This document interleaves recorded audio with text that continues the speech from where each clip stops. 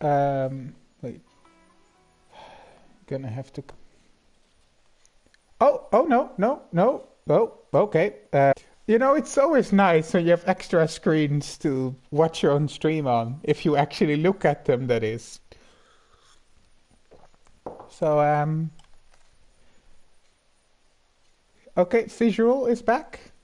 Let's wait for people to come back.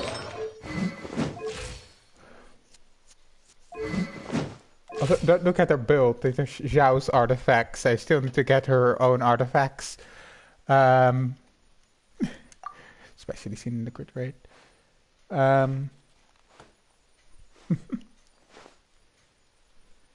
So I should look over at, like, I have my screen open on my phone. I should look over at it more often, but I can also see that it's back now, so.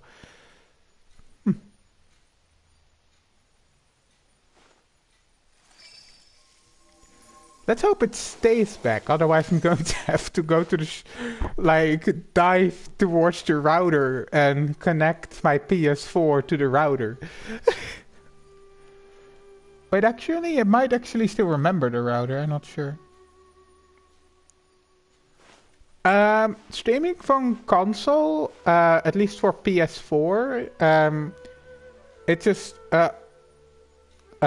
press the share button and start broadcasting. It gives you an option between Twitch and YouTube, and you can log in, and you can then, it's pretty self-explanatory from there. You have to connect them to each other, but yeah.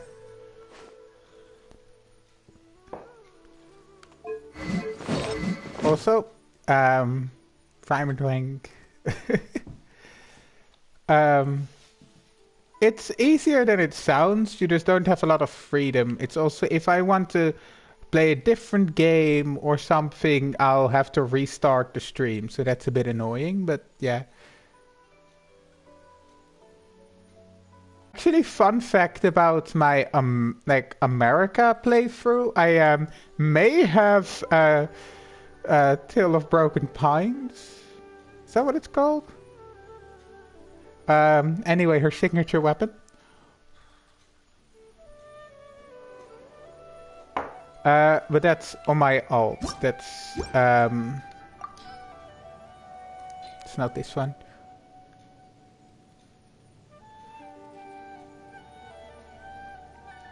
Yeah. I play on free servers. My America playthrough is ready to start Sumeru. My Asia playthrough has started Inazuma.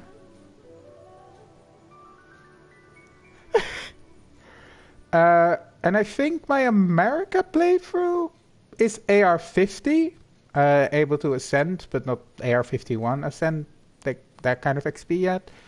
And my Asia playthrough is AR37 or something.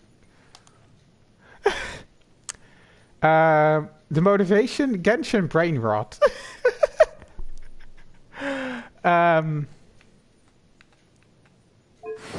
Also, not really caring about meta, so yeah.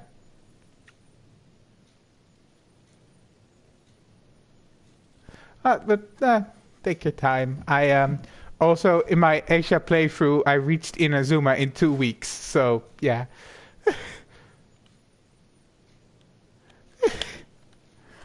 But yeah, refinement rank 2. When I'm in Dragon Spine, I just need to get the Star Silver, and then I'm slowly building up to R5. But yeah. I mean, I did on my Asia playthrough did Suru's quest before finishing the Mondstadt Archon quest. I even have screenshots of a crowned Suru's and stealing the Holy Lyre.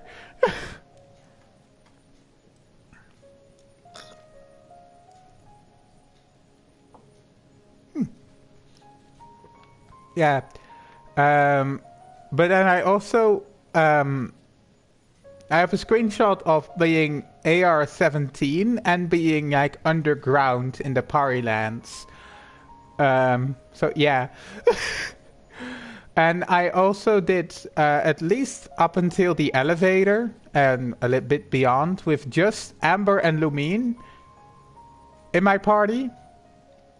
So yeah, barely any artifacts. I am just a bit insane like that.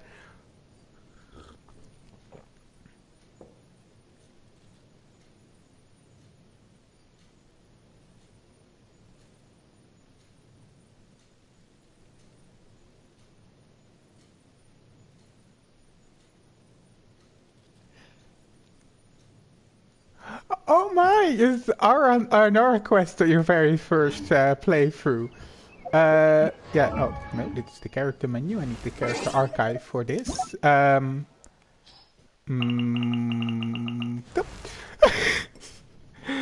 Joined party 1/1/2022.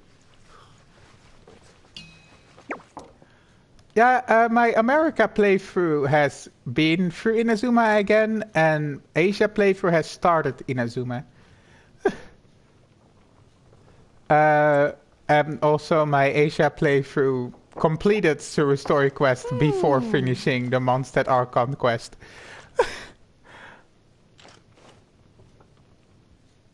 Being successfully ignored. Do I?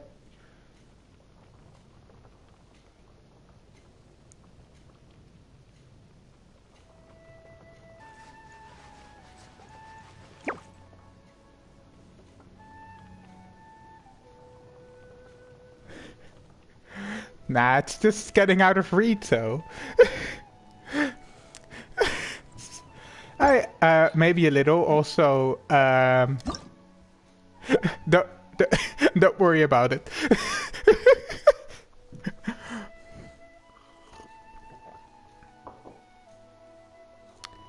Yeah, Inazuma was a bit too ambitious, probably, for what the game was at the time.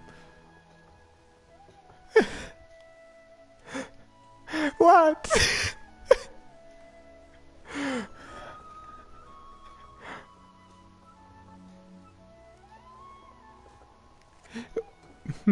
What's the matter?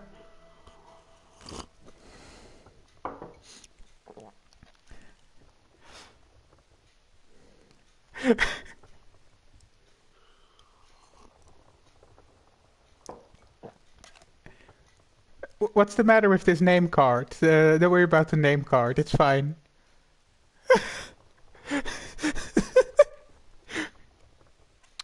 What did I do? That is an understatement.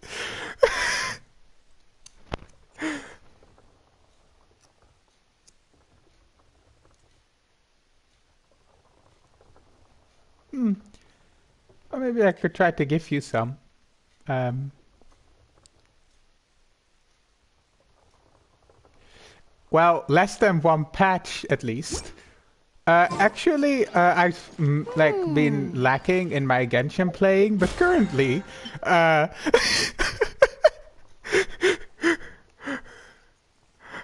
don't worry about it.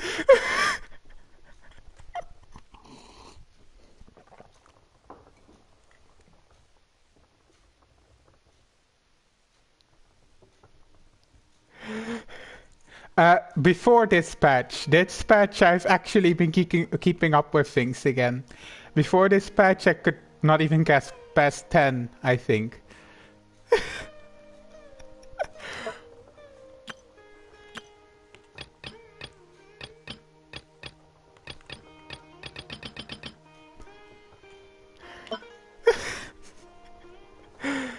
But so this patch I'm getting back on it again. I mean, this is still pretty high for me in general, but also oh no, not this. This like given you say when you first played the Genshin you started the Aranora quest, you aren't aware. But you know how I have a lot of visual brain rot? This is 2.8. This like name card is from 2.8.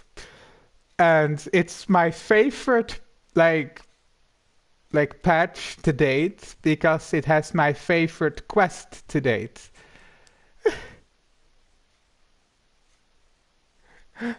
It's still like my favorite quest to date, hands down. Summertime Fantasia. Um, that also means my favorite summer quest to date. But yeah.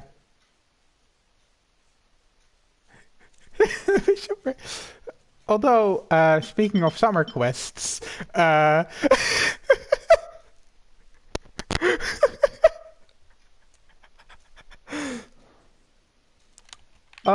favorite quest to date is Summertime Fantasia, the 2.8 big event.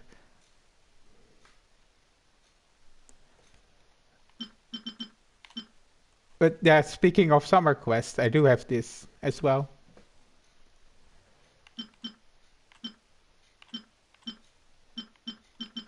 And these two, I mean, I completed Sewer's quest before the Mondstadt Archon quest on my Asia playthrough, so...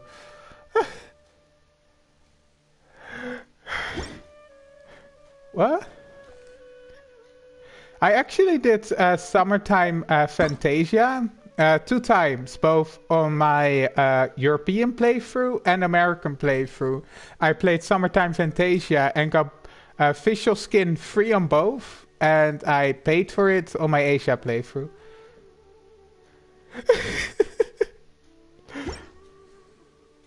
It's also just very nostalgic to remember 2.8. Like, I've been avoiding going back to it because I know it's going to be emotional.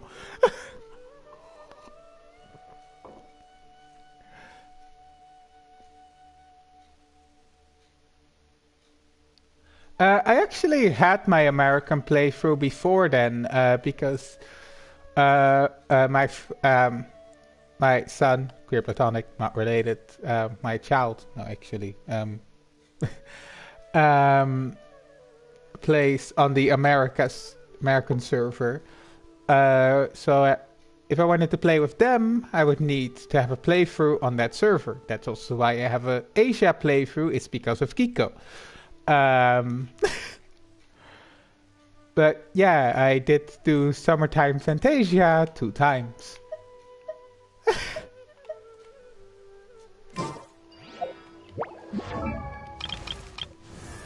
Also, these artifacts are Zhao's artifacts, so yeah, this is not a Eula build. We just need to, but yeah.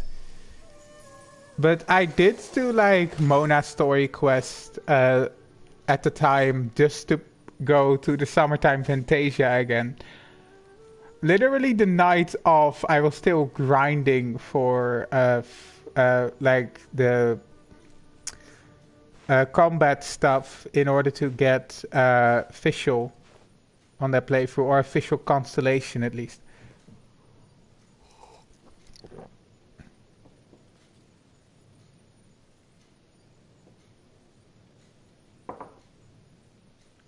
Okay, thank you, Lucia. It takes so. I mean, it took me 2 weeks to get into Inazuma on that playthrough. I'm insane, but it took me 2 weeks. Also, we had a stream previously decided to die. Yeah.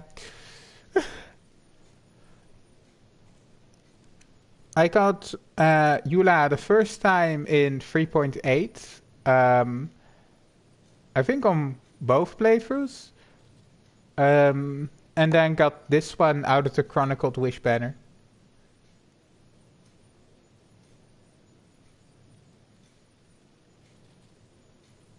Oh, in a week. Now that's even more playtime.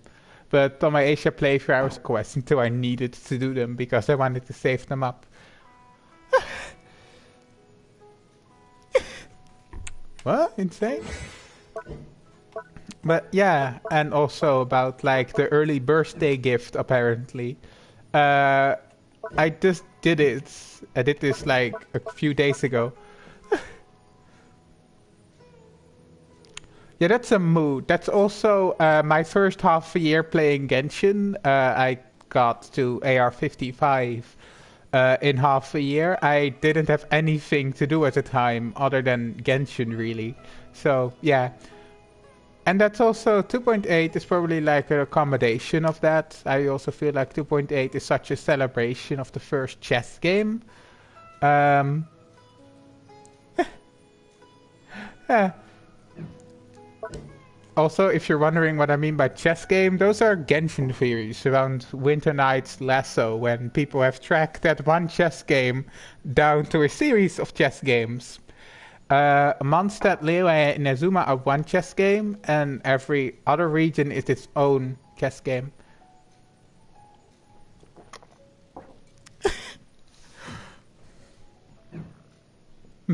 But yeah, I also triple crowned her from 999 to 101010 all at once.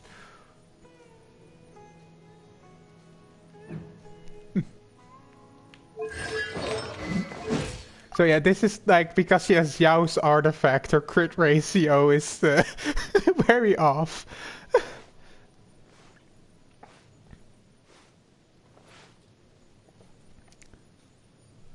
Yeah, I guess. Uh, I haven't really looked into it for a long time, so I'm basing this off of pretty old. And now we get to Visual herself. Naturally, you know, both of them. I created As a little side note, I tried pulling for her weapon on this playthrough. But when I did, the first one pull was Staff of Homa.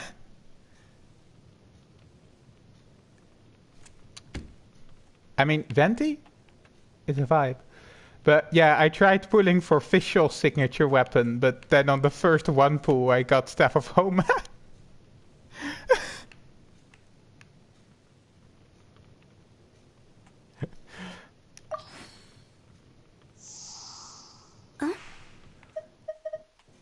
Also, yes, Visual has a signature weapon. I have it on my American playthrough. I actually have her signature weapon.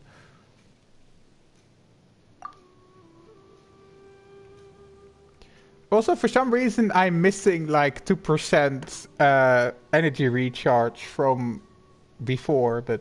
I created another universe and founded paradise. For I, Fischl, and the Prinzessin of Ah, 2%.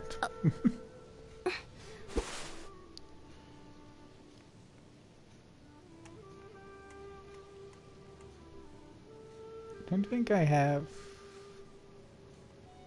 15% electro damage bonus. That comes. It's probably a party thing. The Fading Twilight from 2.7.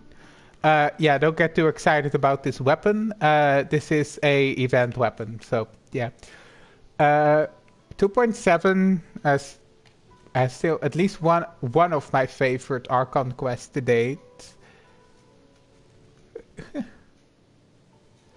And it's also where I learned more late game combat, actually.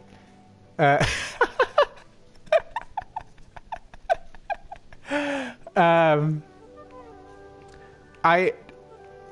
upped myself from the AR 35 to 45. I had like 100 or 200,000 XP saved up, so I shot from 35 to 45.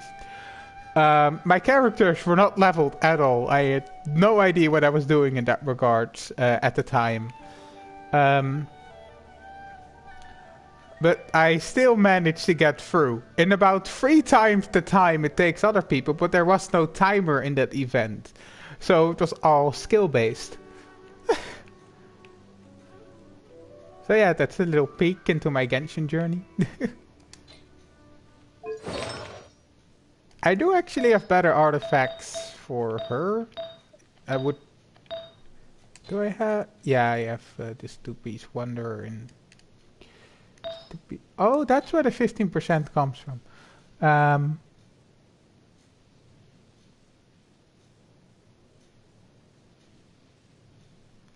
Yeah. I am very used to being underleveled. I'm just like you have to kind of sweaty to have the best equipment. I'm the kind of sweaty that's like I can't be bothered um, getting the best equipment. So let me just spend half an hour fighting Senora, you know, with the extreme cold and extreme heat. Yes, I fought Senora for half an hour before.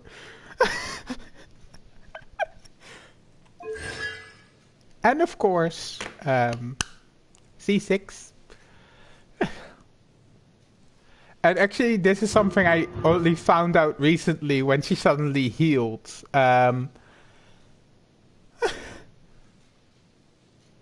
Yes, focusing on food, like healing and buffs, but also have to deal with characters being full, having to keep the totems up to cool myself, etc.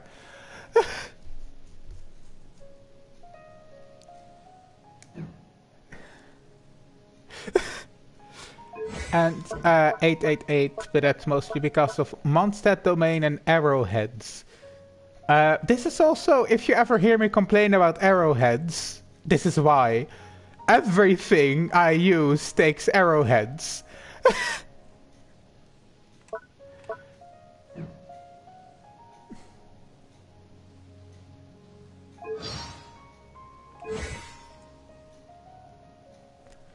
Yeah, I don't like.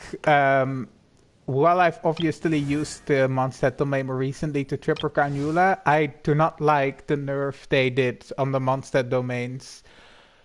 Because it like was a struggle and it might be annoying sometimes, but I personally find it a fun kind of annoying. And it gave the domain so much character. It made them so memorable. Okay, I see you in a bit. Um, and they just took it away. It's not as much of a crime as they did to the Ascension domain, though. The Ascension domain, I'm still not over it.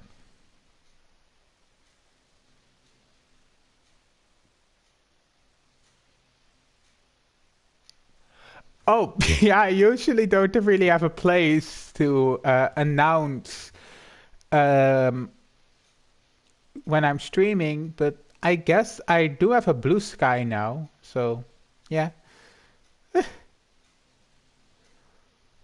So, you know, the closest thing I would have is that I could, I guess, announce it on Blue Sky, but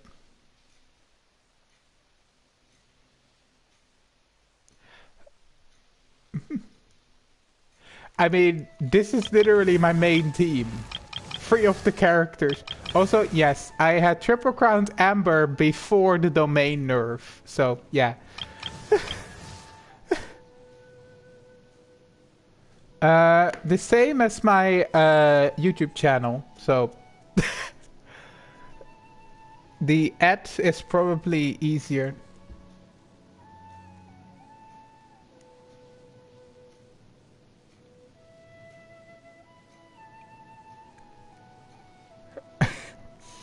Because the name on Blue Sky requires Greek alphabet, so I just give you the ad instead. That's just Amara-4546B. Also, if any of you actually get where 4546B comes from, I like you.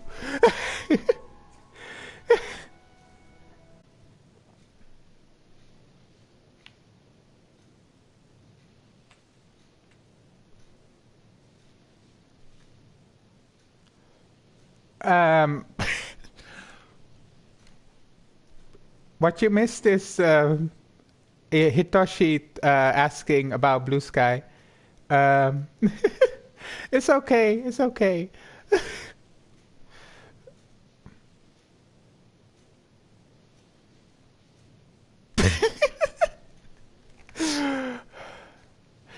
I didn't say I wouldn't like you if you don't know about 454. Yeah, I also don't really use it. I mean, there's only really one reason I got Blue Sky, and that's because of an offer on AO3. But yeah. I never said I don't. like I wouldn't like you if you don't know it. It's just that I would if you do.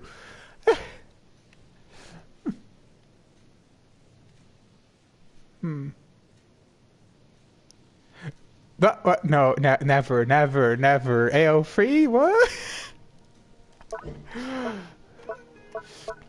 Also, if I ever name, like, if I ever play Pokemon and name my Sylveon Emma, mind your own business.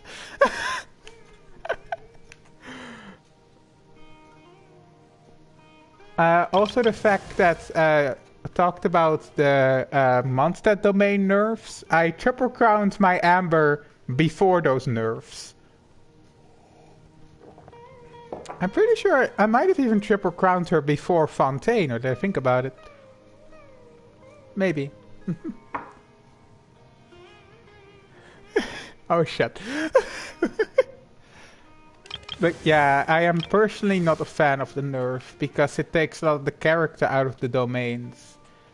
But it's also still not as bad as what they did to the Ascension domain. They made a fun little journey to show you what a higher world level would be like, and made it into a soulless DPS check. So, yeah. Yeah,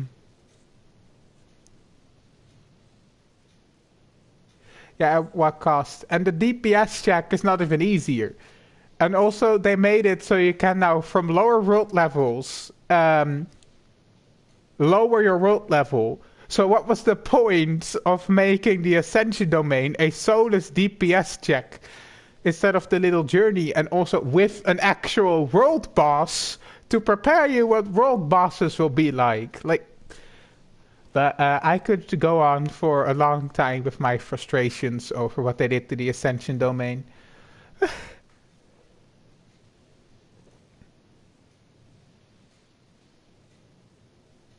Exactly, there's the real point. And it was also such a shared, like, oh yeah, the Mondstadt domains are, a bit annoying. But it was also a great incentive to actually play co-op, because often you kind of needed to get through those domains at lower levels. Um, it was also just an incentive to play co-op, which I don't do a lot, but I did to triple crown my Amber.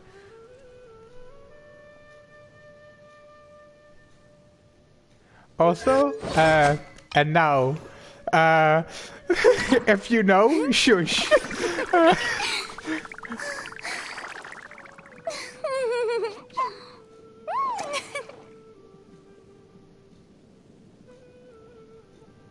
Oh, that would be fun, but also keep it a little journey.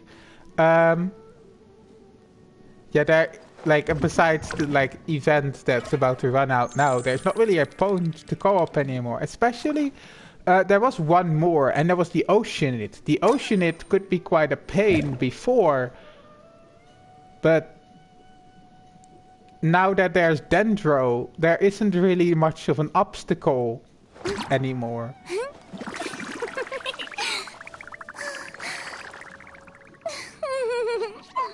Or to the Oceanid, because Dendro exists. Rena. Oh, hi Ashley. Is its ability? Yes. Sun's rain falls and rivers flow. Water will remain forever. But yeah, if you know me and Farina, shush. Like how she dissolved my no crush Genshin streak, shush.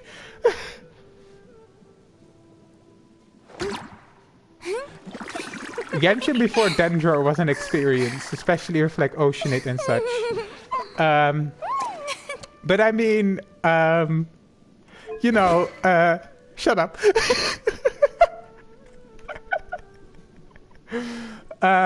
If you wondered where Siege Wing signature weapons came from, well...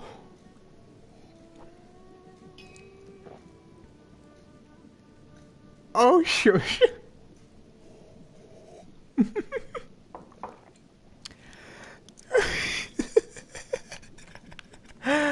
Yeah, if you wondered where these two came from... Yeah, I mean, I can't complain. I lost the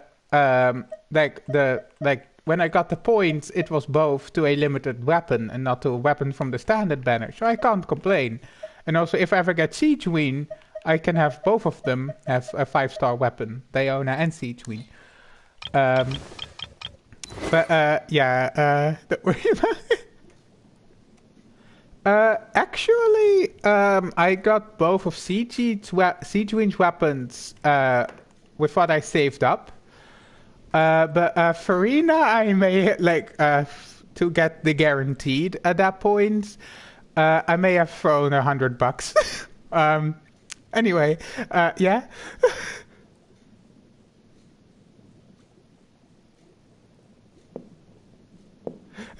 oh, shut.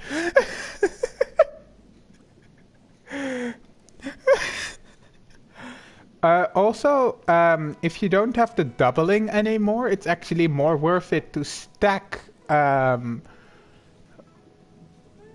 Welkin rather than buy it in bulk, because with Welkin you get, like, if you log in more, you get infinitely more primos than buying the Genesis crystals in one go. Unless, of course, you still have the double thing. Pardon? You're better off stacking Welkin. So, pardon. Yeah. I do still need to update her to have a 4-piece golden troop, but this will do.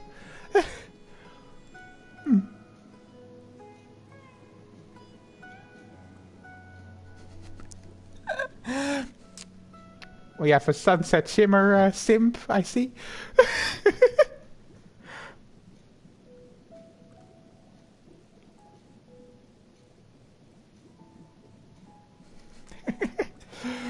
A Sunset Shimmer is very worth it.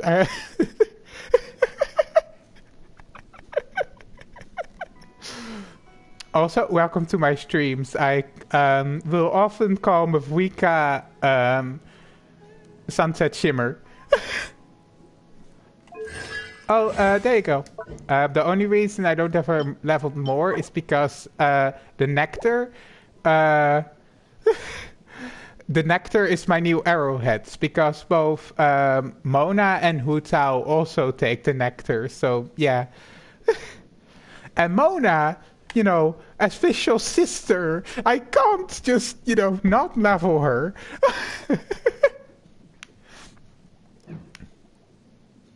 Wapper wop.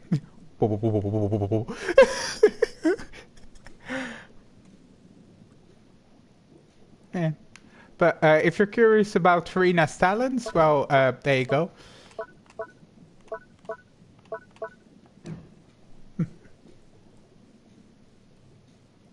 I won't leave her like that. I just have to farm whopper flowers.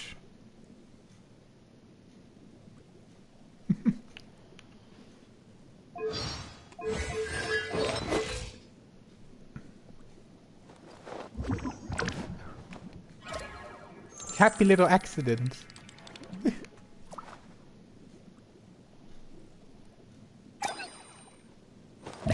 Oh my, 3, 10, and 10, double crowns. I see.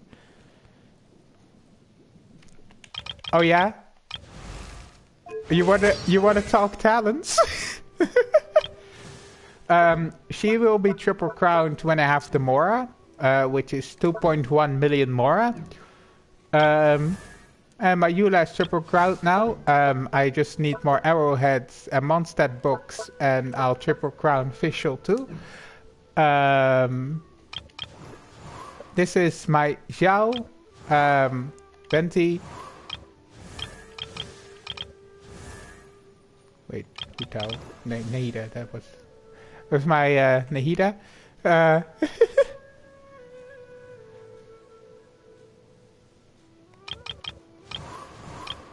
Crown if not for a weekly pass.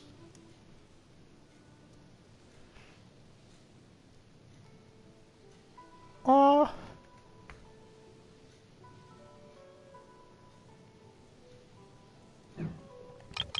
Yeah, Venti, my second 5-star.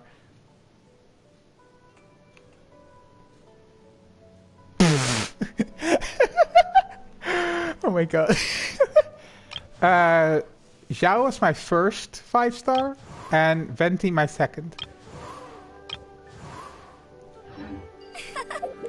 No, that's the wrong menu.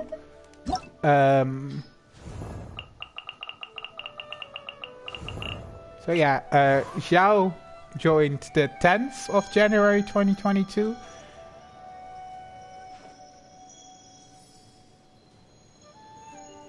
Non-therapy needing Wendy. Well, Venti has his own trauma, but he will be a therapist to Wendy. Well, for some reason the Animal Boys do like me, because in 2.8 on my American playthrough, I did get Kazuha.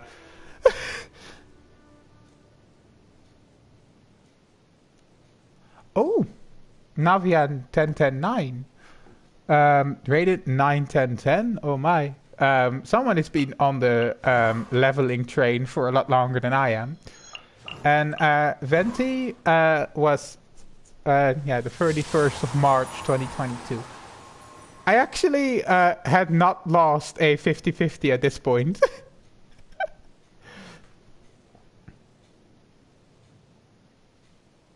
I did lose Klee's 50-50 to Mona, and then Yoimiya's 50-50 to Kaching in 2.8. Yes, I got 4 5-stars in 2.8.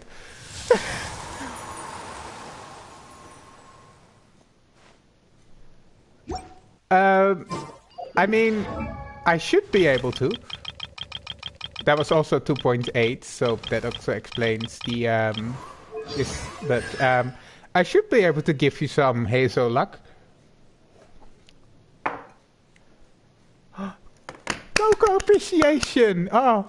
Also, if you're a fan of Kokomi, you actually have quite a big part to play in A Princess's Home as well, but, you know.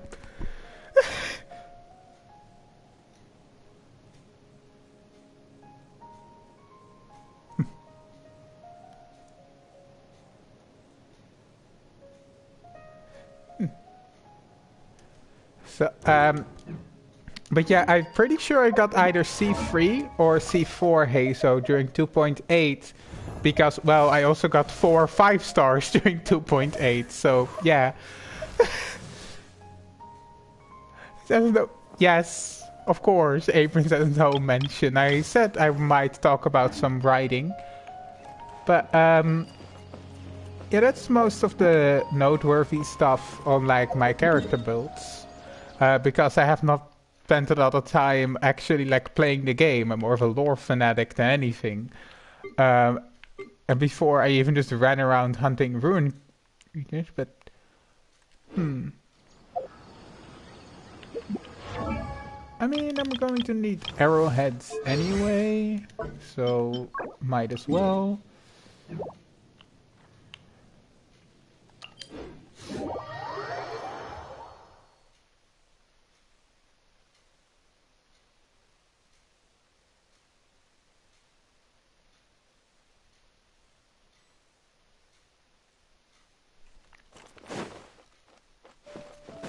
Also, the way you were supposed to enter Sumeru through here, but I absolutely didn't.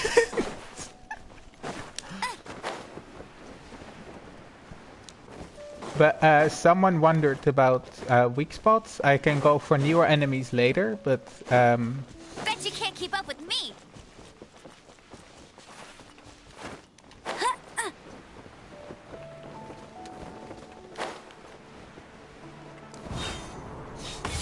like if I aim lower, oh, it's obstructed by its own damage, but... and it's also susceptible to crit damage. That's sure. Dang it, my Amber is too strong. Oh, there you go. Yeah, headshots are a 10k by default.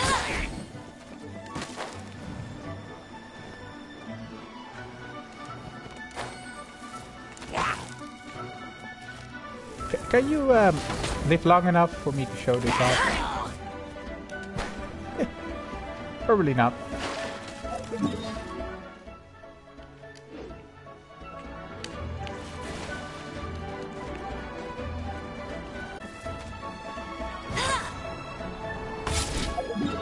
Anyway, I'm gonna search for newer enemies.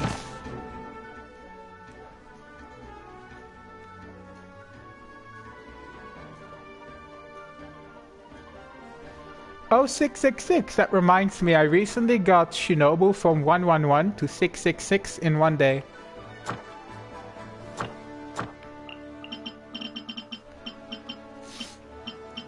But newer enemies, newer enemies.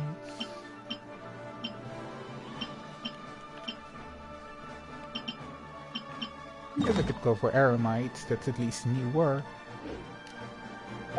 Oh.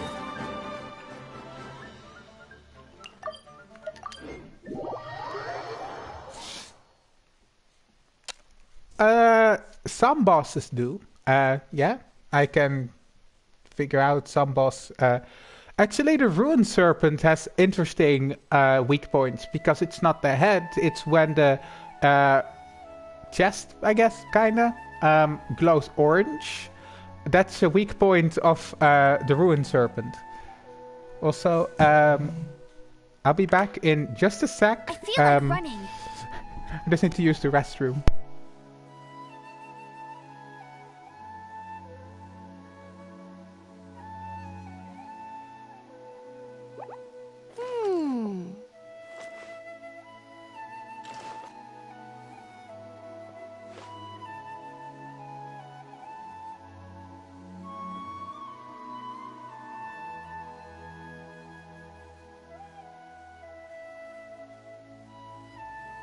Hey, there's something strange over there. Come on, let's take a look.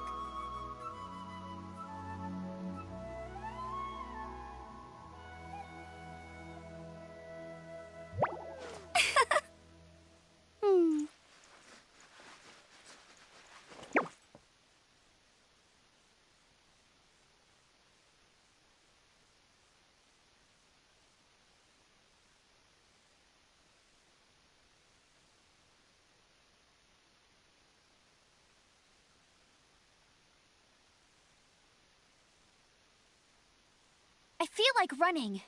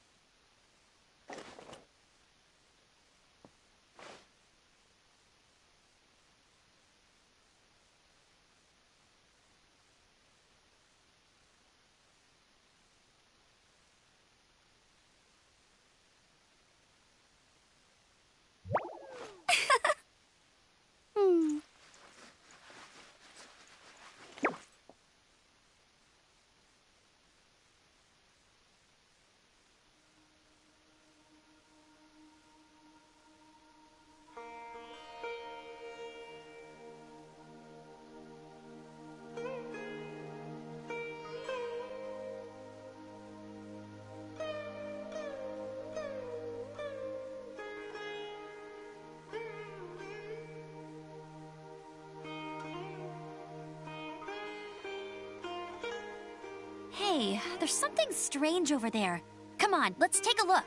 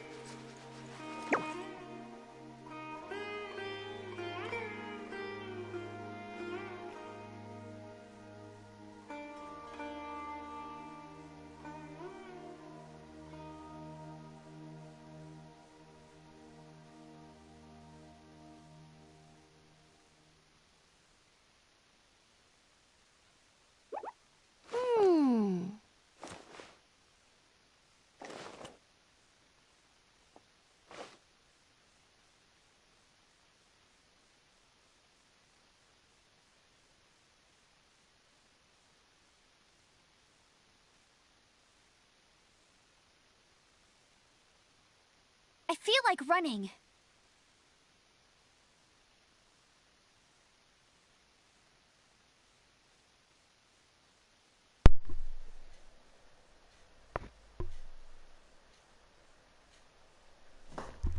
I'm back. Oh, don't have Shinobu.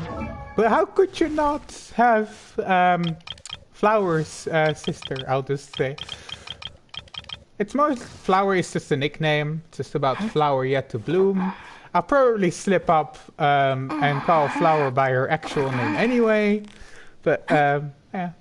I've recently been at least leveling Shinobu in one day from 111 to 666. And also got her to her final ascension. But no, I hope you get a Shinobu soon.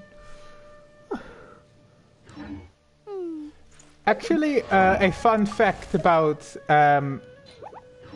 me getting Shinobu. Or actually more not getting Shinobu. So Ido here joined my party during 2.7 when Shinobu came out. Shinobu joined my party not in 2.7. Because new 4 stars are harder to get than 5 stars. We've established this by now.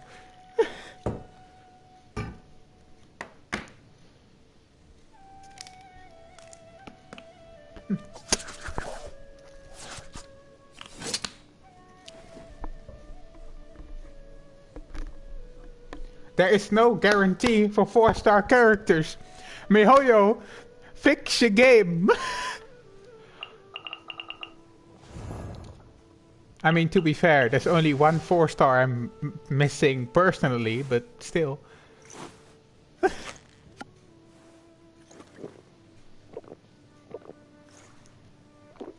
Actually, I could owned.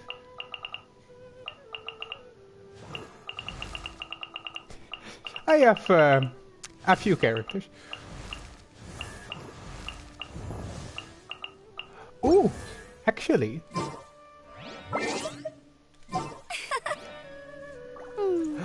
Next so I can pull for Nahida and Sappho's on the same banner. It's a good day.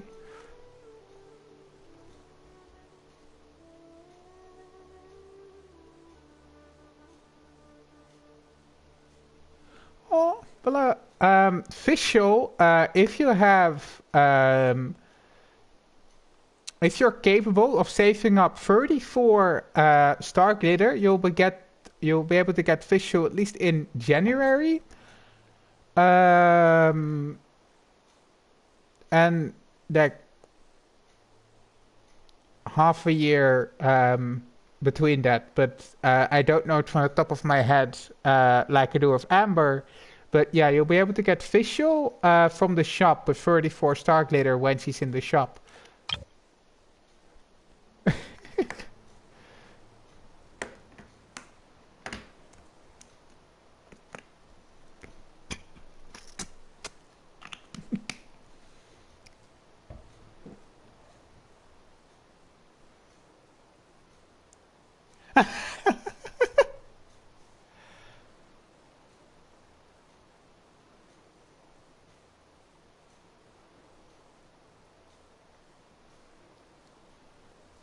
She released.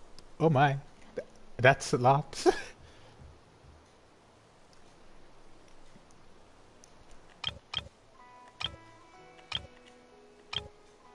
Hmm?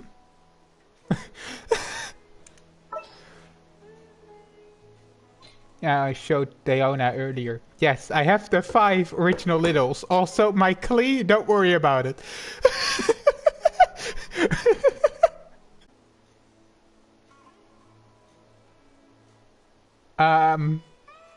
Careful with storming Hoyo HQ, but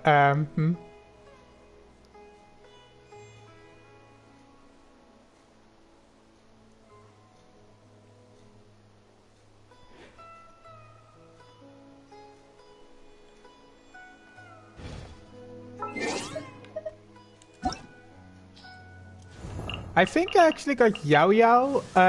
Yeah, that also the dates would suggest that I got Yao Yao in a Lantern Ride selection screen. Yao Yao was the only 4-star I still needed at the time. And I got her through a 4-star selection screen during Lantern Ride.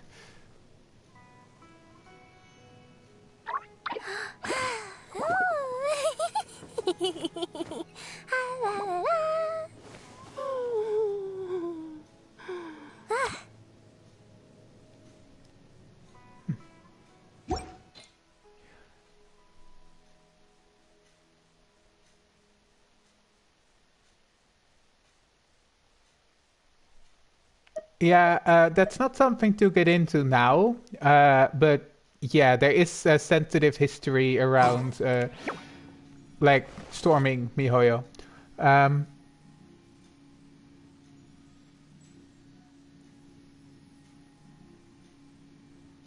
well, that's probably because there is no Natlan weekly boss yet, so they needed some boss to put her on.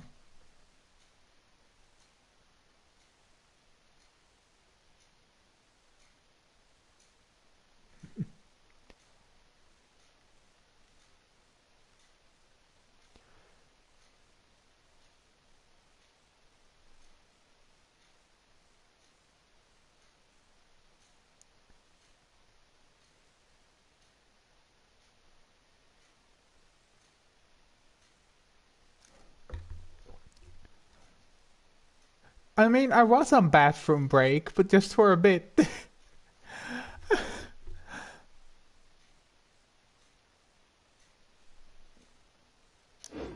Shush, shush, shush, shush, shush, shush.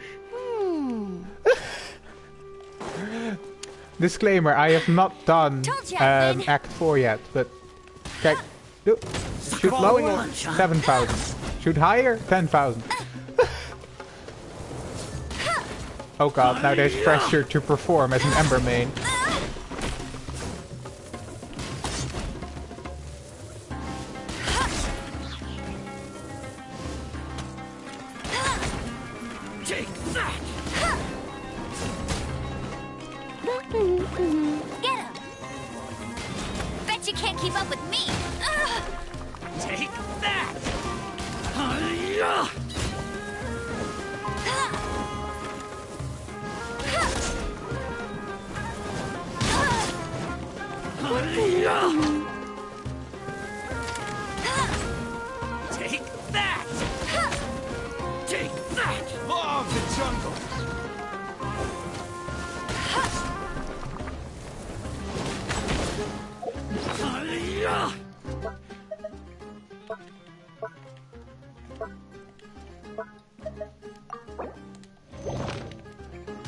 Not so hard!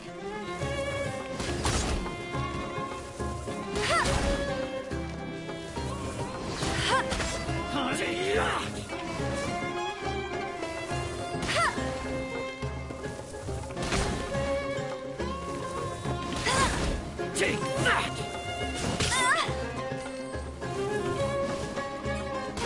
Need more training.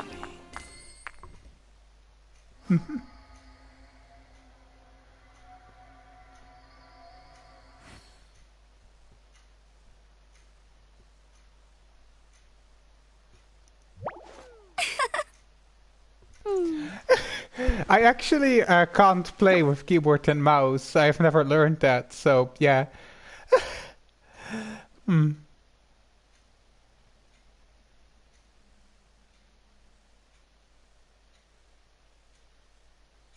Jean will be upset if she catches us lazing around like this. Also, I have been an Ember main for my entire Genshin career. And because I didn't figure out how leveling worked, I had to use charge shots to do any damage, so I kind of just learned like that.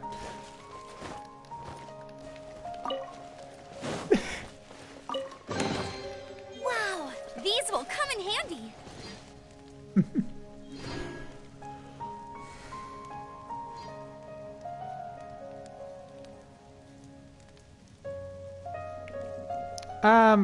I guess I got used to her and then endeared to her and like loving her and like put investment in her, and also like probably hearing something about it usually got treated, and I just found her like fun to play. And then, like anyone, you read the manga, and it's even more like, yeah, I'm gonna continue maining you.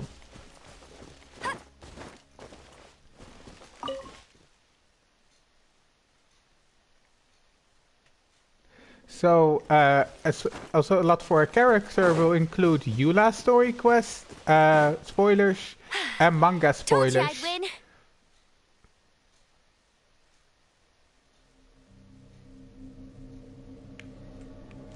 Oh no.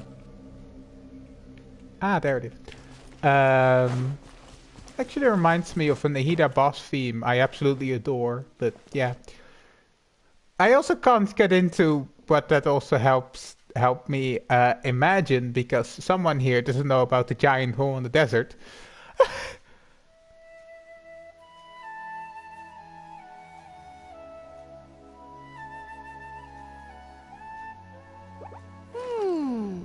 I guess we'll have to find it again, the chapter we were on. Oh no, I actually don't mind the withering music, but... Okay. Oh. Just go to the book. Let's see if there's any, like... bosses that might have interesting weak spots. I mean, room machines obviously do. I mean, you can even shoot down... and also newer bosses. Nah, you know what? Let's do the Ruined Serpent, but that's also because the Ruined Serpent is both a newer boss and has a unique weak spot.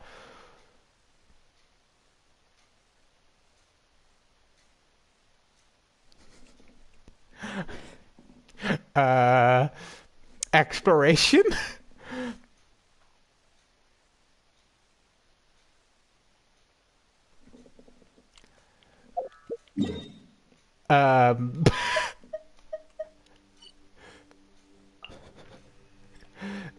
Yeah, this is my desert exploration.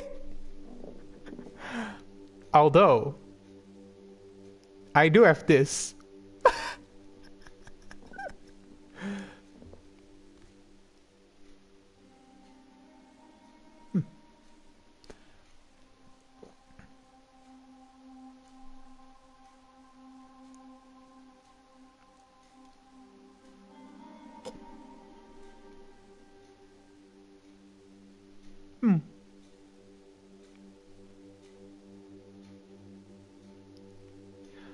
Does the whole desert look like yours?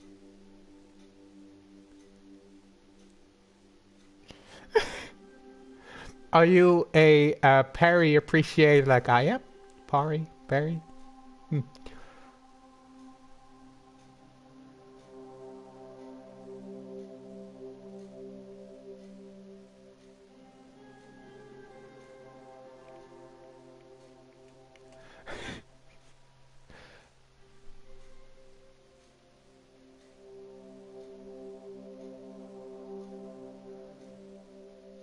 I love the party quest. I mean, I did it on my Asia playthrough before finishing the Mondstadt Archon quest, so you could probably guess so. But hey, there's also, something strange give me over those crystal there. flies. Come on, let's take a look. Have been leveling. I went from over 100 to less than 30 now.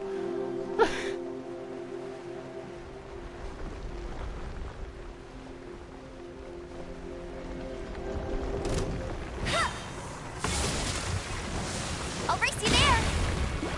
Get him. By royal decree.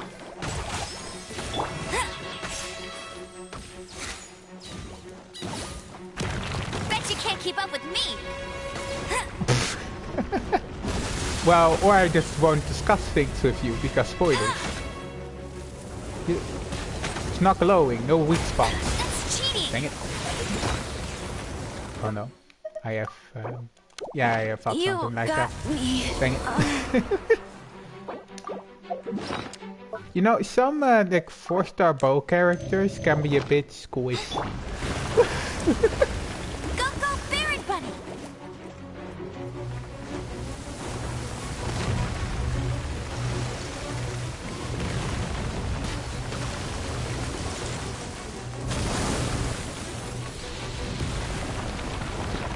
No. And now it's not glowing, so there's no Bet weak you can't spot keep there. up with But me. wait, does that mean? No. I'm talking about a very specific kind of glow, but it doesn't want to, you know, give it to me.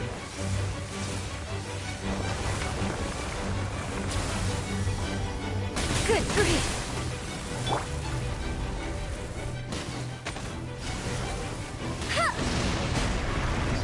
Get him. I'll race you there. Go, go, Baron Bite.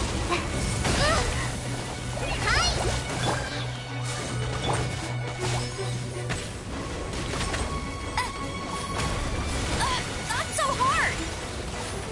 Because the head isn't actually the weakly, like the weak point. It's just 7k.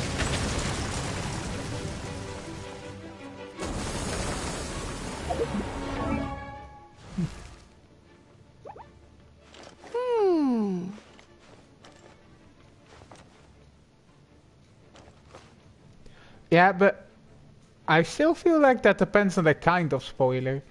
Because the surprise, like, while you might enjoy the spoiler, the surprise might still be more enjoyable.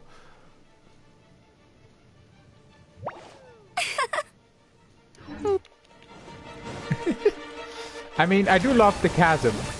Get him! Odd, reveal thyself! Beg for mercy. Oh, yeah. No. You know, this boss is a lot easier with someone like Farina, but I make do. I'll race you there.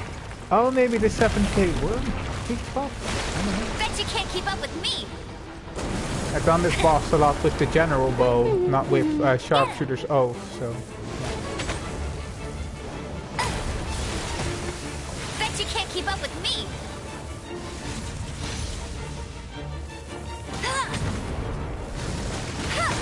Bet you can't keep up with me. Anyway. Find another boss, maybe.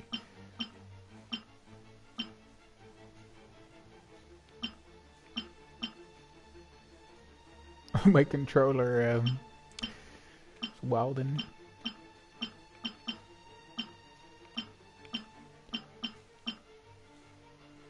And that's an older boss. Actually, you know what?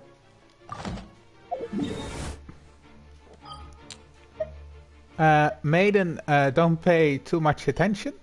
Yeah.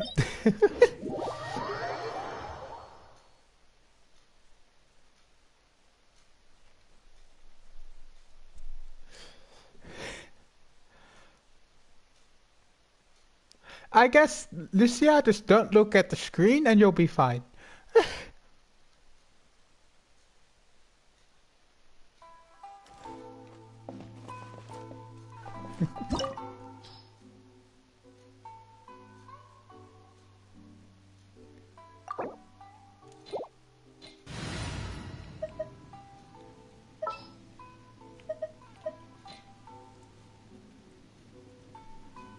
Witness my magnificence.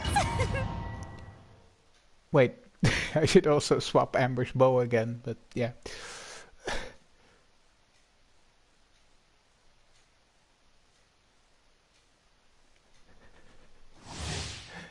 Like you haven't introduced yourself like that in multiple places.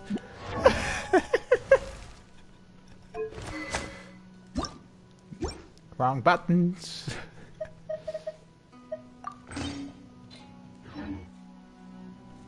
She is just standing there. Menacingly. Jean will be upset if she catches us. Didn't you lazing introduce around yourself like to this. Kiko even as such? And haven't I like called you like that name on like stream before and you didn't bat an eye? I'm pretty sure you used an introduction in Scrape Surfer.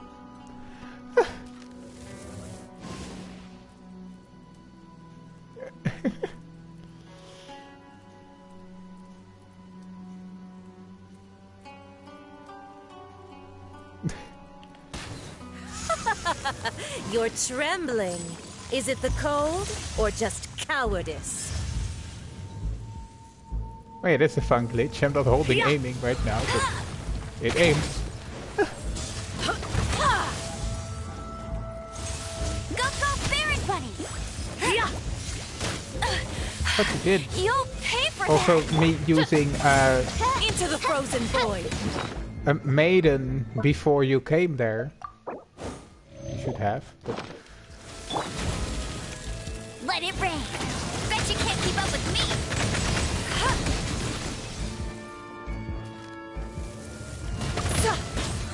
Oh, maybe I've just gotten confused then with you using it in like scrape and just... I apologize then if that's indeed the case.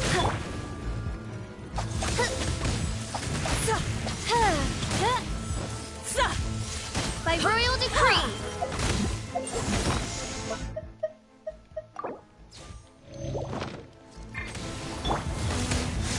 That's cheating! Detestable!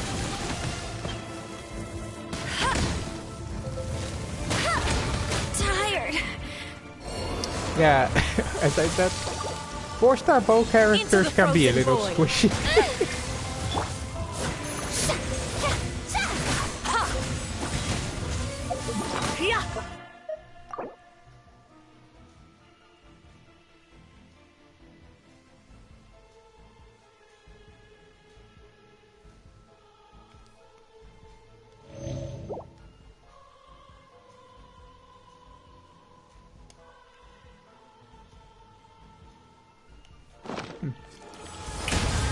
You know what?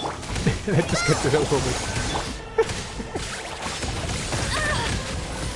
Yes, I do use my Farina as a Deus Ex Machina.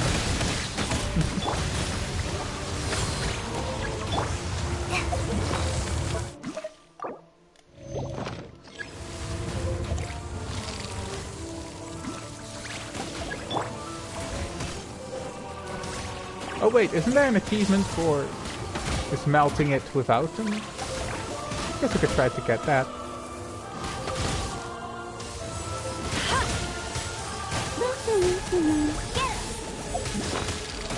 I am, yeah, I guess not. You got me. I guess we're just doing this the old-fashioned way. Has no place for transgressors!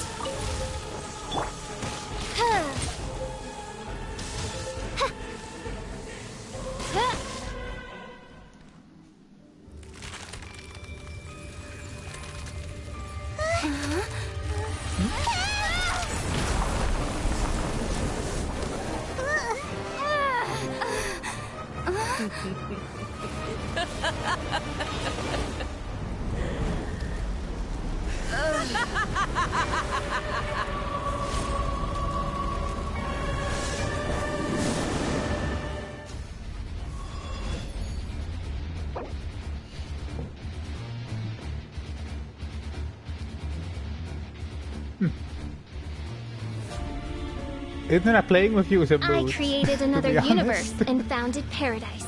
For I, Fischl, and the Princessins Sure. It's actually, I have them like private posted on my YouTube channel. Yes, private.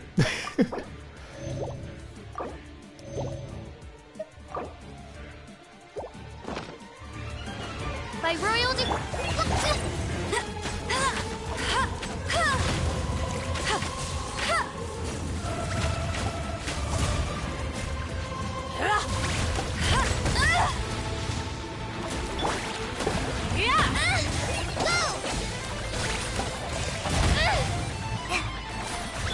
Oz, reveal thyself. Not every wound will heal!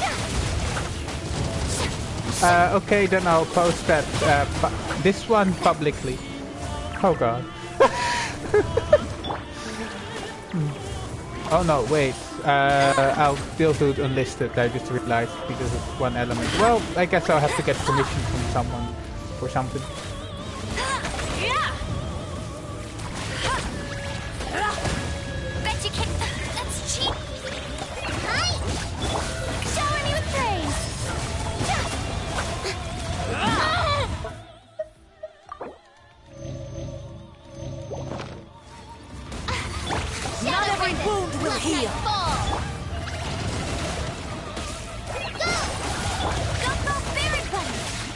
Yeah. Time to shine. Aha! Yes, no one will understand our savior of light yet. Maybe people will get suspicious after the Althea arc, who knows? Depending on which one I write first. Well, I guess I would have to write the Althea arc before Savior of Light's appearance, because otherwise it's kind of confusing. Strike a pose.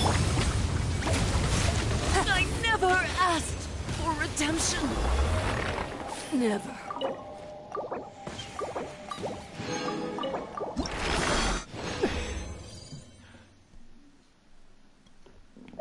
Ooh! A gemstone. Huh.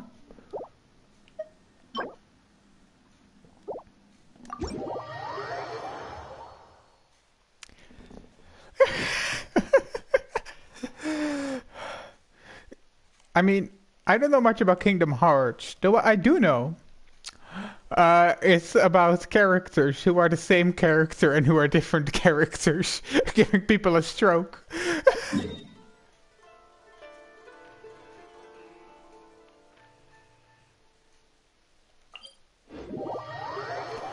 But yeah, there's a certain setup with the Althea arc for the Savior of Light thing, so I can't take credit for that though, but yeah.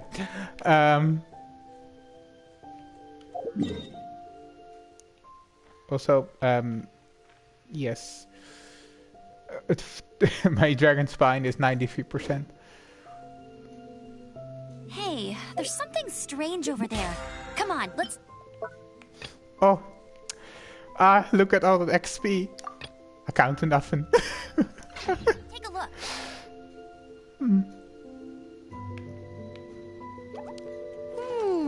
But I guess now that we got those showcases out of the way, did that one, so, yeah. I could go into a princess's home more, and also if there are like, you know, people who know what Althea means, might also be a bit confused now. Oh, Dragon Spine appreciation, yes.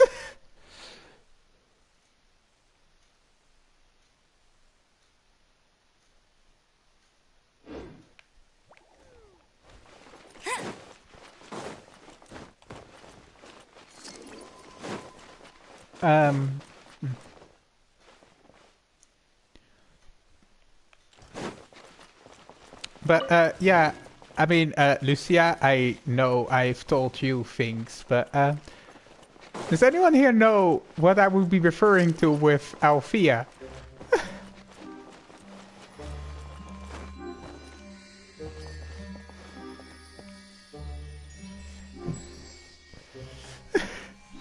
And Lucia, don't spoil it for them, please. Because you probably already know.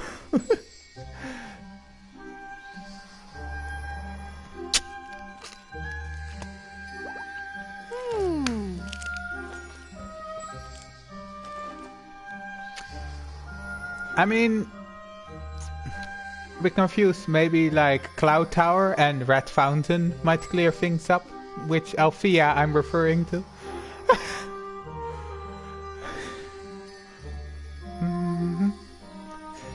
This year. Giving them hints now. Huh. What did I just say? You do now?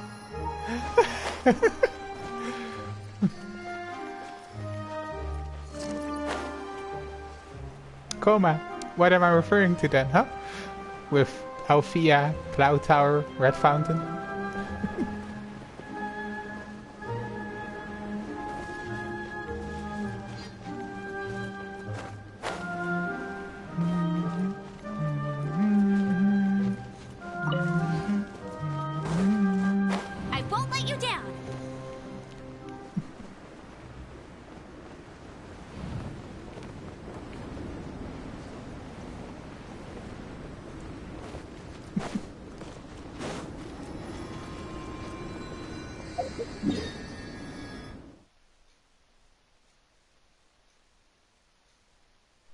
Oh. Wait. Did I miss something?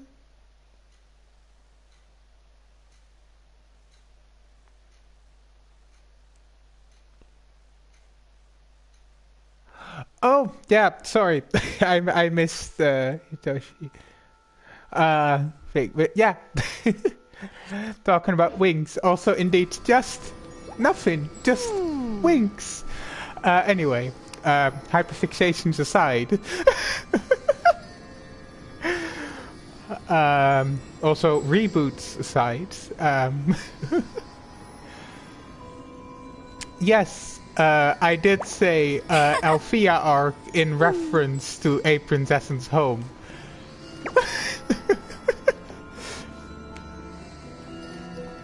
Actually, here is a fun preview revelation for being at this stream. The Althea arc is pre-Tevat, so it's before our Prinzessin ends up in Tevat.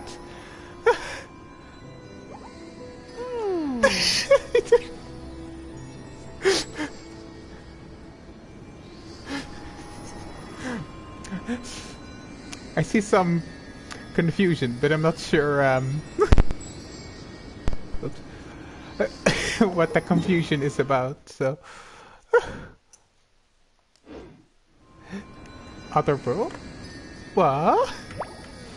The Prinzessin descended upon Tevat? What? Huh?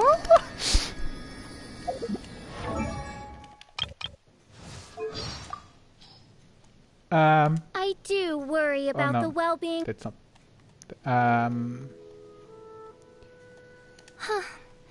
Hugh and I are both travelers from another world. That our paths have crossed here is no accident, but the will of fate. Eh.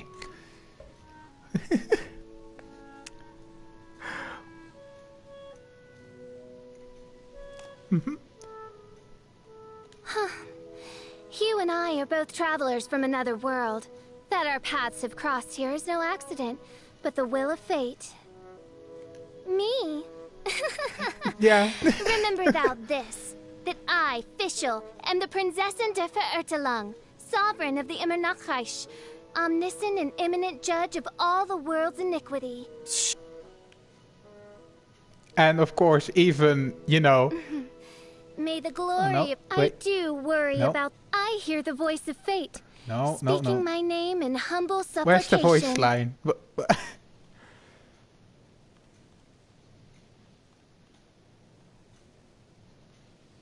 Wait, I have an easier way to get to that voice line. We'll just wait.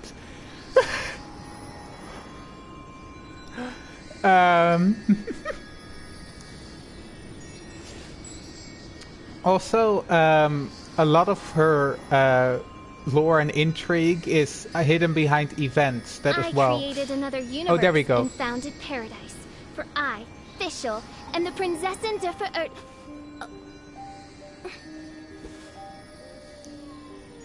But, yeah, what was it? Yeah, that's the thing about Fischl. She only got permanent content in the form of you play a round of TCG against her. The rest of her appearances are in events. Indeed, she said a thing, but...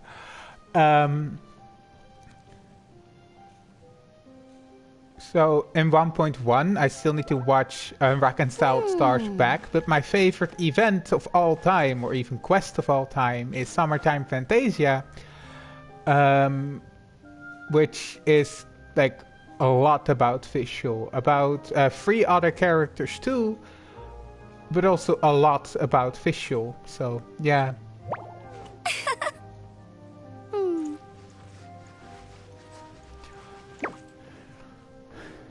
That's kind of the 2.8 is what I base a lot of my things on, especially her relationship to her parents, her dead name, everything. So, yeah. I mean, I think we heard her dead name before, but still. Fish? If you want fish, just go to Passa. Passa. Ah. That's over a year ago now. Christ. Passa. People remember.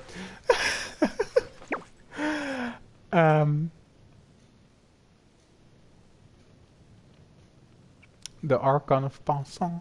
Absolutely. I missed an illusion. And so is death.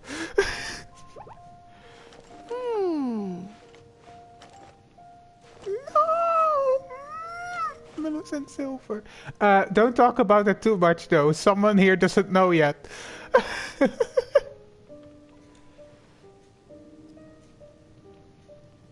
But, oh, then I might need to get into other things first before jumping all the way to the fucking Althea arc, even though that's before Fischl ended up in Teyvat.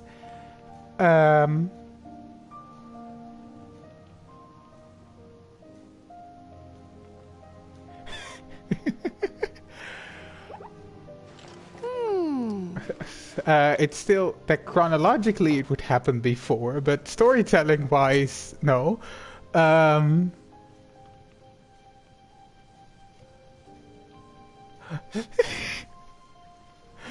Setting up for the setup of the arc. Well, maybe, you know, we need to get to our savior somehow. I need a reason to find her, so.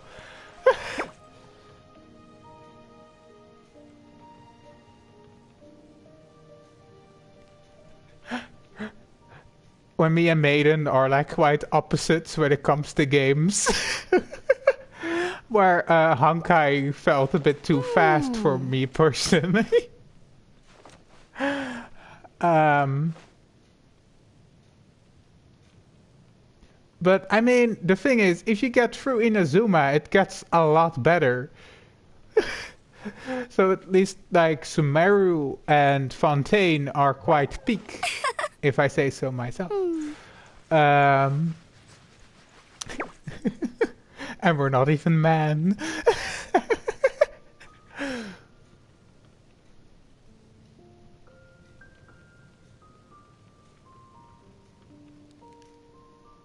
Yeah, the first chess game, they were just kind of fumbling still and didn't know exactly what to do. But this is, as far as I know, also like their first like full-on open world game. So understandable that they might have stumbled a little in the beginning. Honestly, I wouldn't even say Sumeru is where it gets good. I would say the Chasm is where it gets good. Besides, all the Dainsliff stuff is also peak. So, yeah. But, oh, if you know that little about Fischl, I'll need to rehash a few things first. Maybe even going a bit into the prologue of A Princess's Home. They did. They were Mondstadt, but the Archon quests could be quite a drag.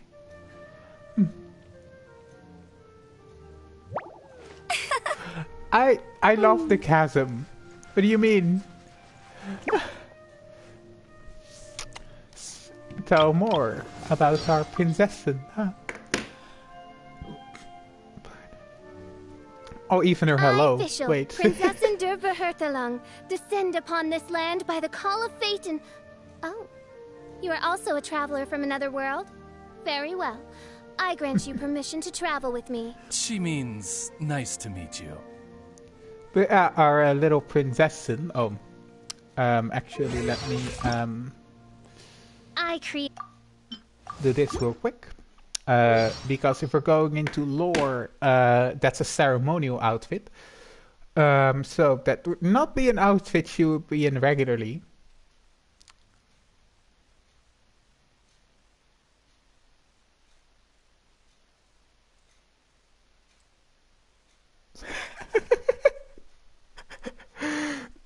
Well, yeah, although I will have to like stop the stream like before it gets to 12 hours, so I'll be able to archive it on YouTube.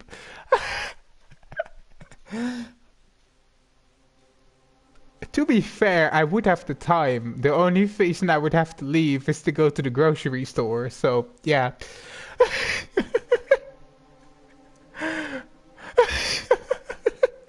Because I'm kind of on a semi-vacation because I'm house sitting for my dad.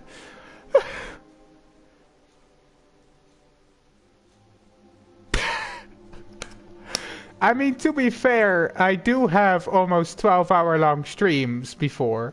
I have done that. When Sumeru came out, when Fontaine came out, I have done almost 12-hour long streams.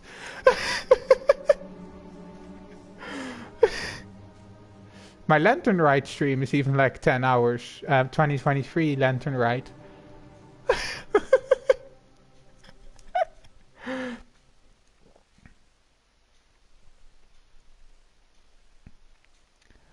But our little princessen here has, you know, for me, I love her personality, but it's quite out there. Um, it is, but Genshin makes it very doable. The only reason I got tired um, during Act 3 of Natlan was because I had to read everything. Um, and that was quite taxing, especially from across the bed. I have a better setup now, temporarily, but still. So I will also be streaming Act 4 soon. But yeah, Fischl is often ostracized for her personality, often downright not believed. Even this is a like far earlier view of that Mona has. But wait, do I even have her? I don't think I have that voice line unlocked.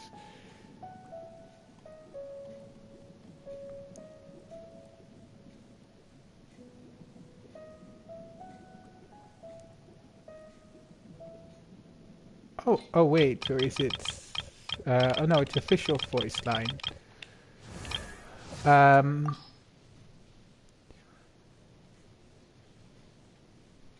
Ah, yes, Mona. this is The like mighty quite an earlier view of astrologer. Mona. Her view has changed. Mona, But who yeah. once had the vanity to probe the fate of the Prinzessin de Verurtelung herself. She wound up a trembling wreck, overborne and overmastered. The poor lass was trying desperately not to laugh. It was no easy task. So I interpret it as like Mona laughing a bit, but that's because Irminsul can be a bitch. Okay, yeah, we go sit down for story time now. So Irminsul probably showed Mona a play of pretense instead of Fischl's actual history. Also, I'll give a few trigger warnings now for if I get into a few things. Yes, a few things I made for Fischl's story need trigger warnings. A lot, like some canon stuff would need minor trigger warnings, but quite a bit I've done now requires like proper like trigger warnings, like attempted cure slide. Yeah. And SH, that kind of thing. So, yeah.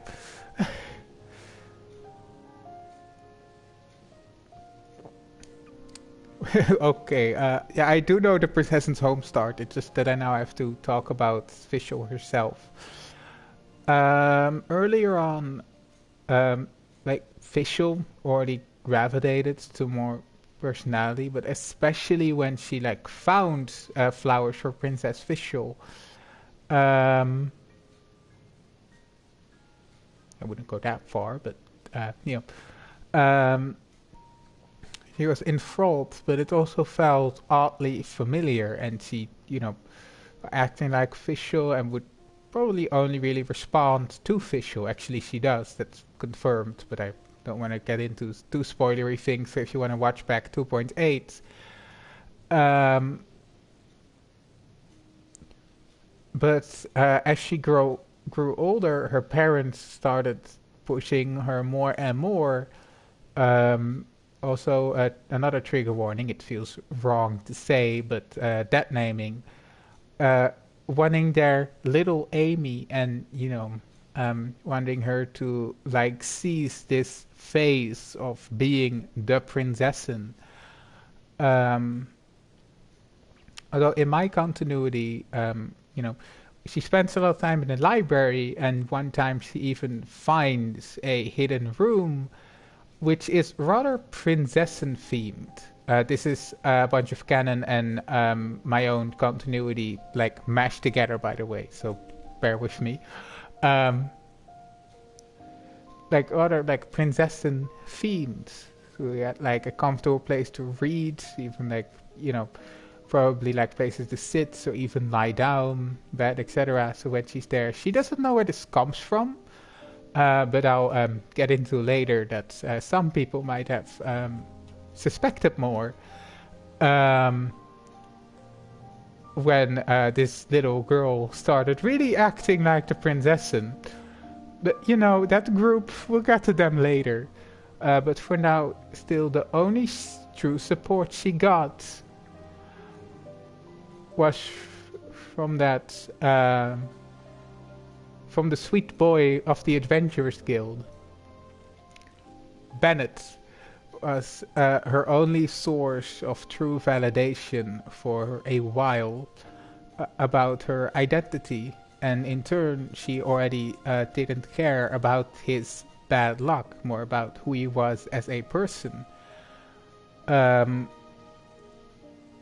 she didn't truly have the support of any adults in her life. And especially as her parents started getting more and more pushy, like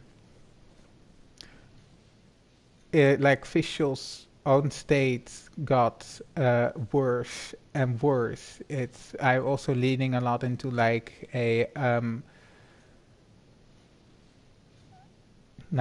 some trans overlap. Not that Fischl's necessarily trans, but it's she still has a dead name and an identity that people can't seem to accept. And now we get also into statistics that if a trans person is supported by just one adult in their life, that already drops the self-unaliving rate so much. All it takes is one adult. But Fischl didn't have that, and I'll return to the climax of that later.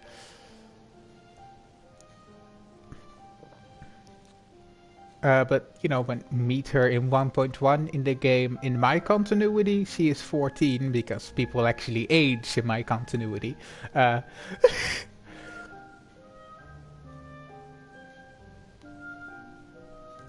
But then it wouldn't be until 2.8 where she dragged Mona along to the Golden Apple Archipelago, to which Mona would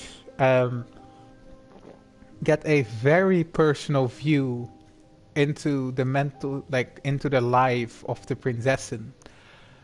And she slowly started to shift her perception of Fischl. How no matter if it was true in a grander reality or not, Fischl is the princessen and all that stands for.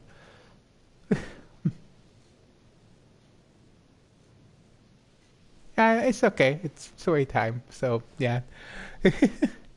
But also, thank you for trying to pay attention, especially as this is not even scripted. So yeah.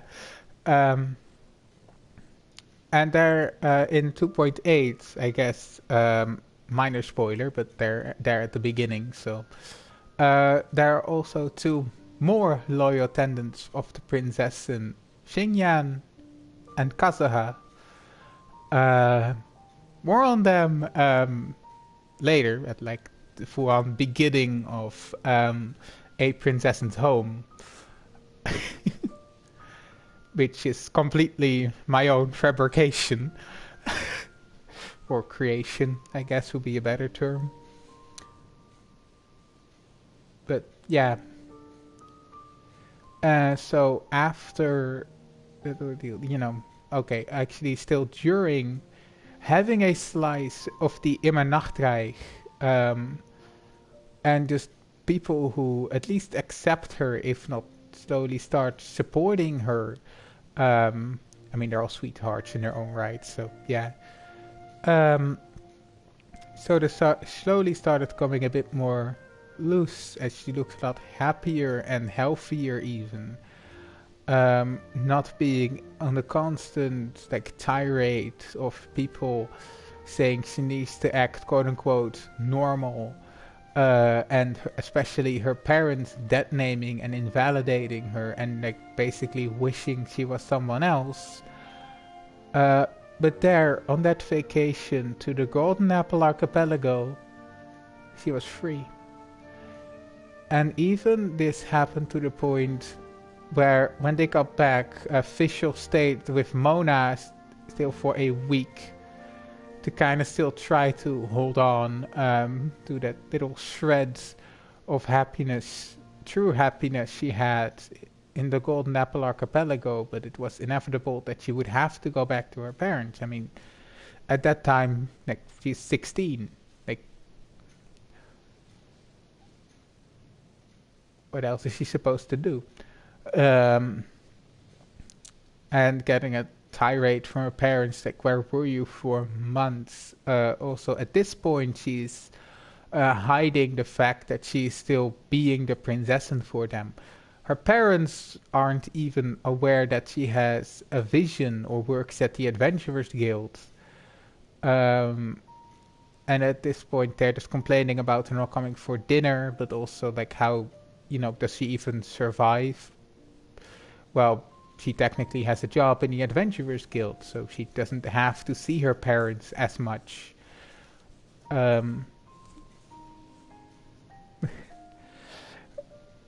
Yeah.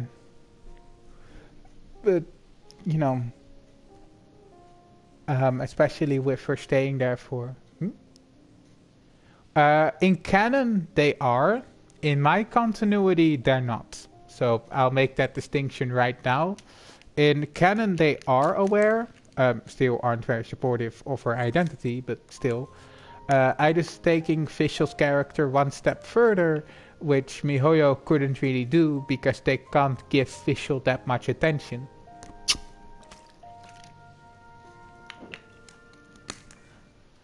But in my continuity, she actively hides it from them and tries to see them as little as possible because she knows she's gonna get dead named, invalidated. Maybe they even joke about her like princessin phase in a very derogative way. And, you know, with her staying with Mona for a week and Mona reluctantly accepting and still trying to deny that she actually wants to take care of Fischl, still got a few things for if it, you know, happens more often, especially after the look she got into the princess's life during the Golden Apple Archipelago, like their vacation there. So Mona actually, this is also actually where Mona starts getting things together, as she has, you know, even if she doesn't want to admit it, she's worrying about someone else now, besides herself. So she actively starts working more, making more Mora, saving up, and also spending things on like an extra bed. And even for that extra bed, medical bedding, because, well, Fischl is still an adventurer, and like a scout at that. so she sometimes needs it.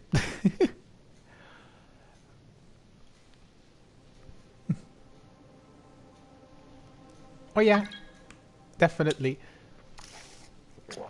I mean, I have water here, I have tea, I have cola, so yeah.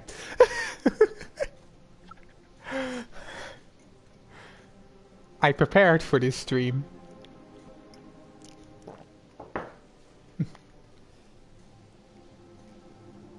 Pardon. So, yeah, that's also the thing. A Princess's Home, well, it's mostly surrounding visual. It's also a point where Tevat is alive without the Traveler. But then it's also alive without, you know, the Princessen there.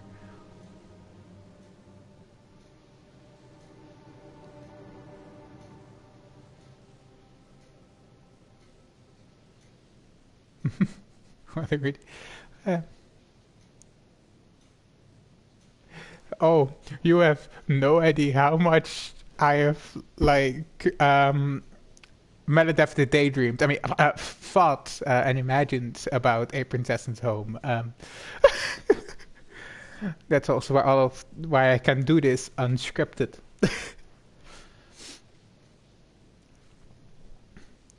And yeah, over time, Visual starts hanging out with Mona more and more, finally growing into someone, you know, that actually cares for her, the Princessen, that's actually close to her, and she sees more often. Um, oh, okay. Maladaptive day. Don't worry about it. And otherwise, you can just, if you don't know what it is, looking it up is probably a safer bet than me trying to explain it.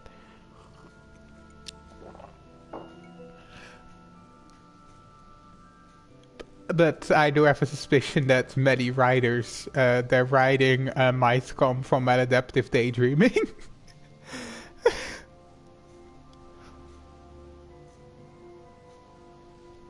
Ah, yeah.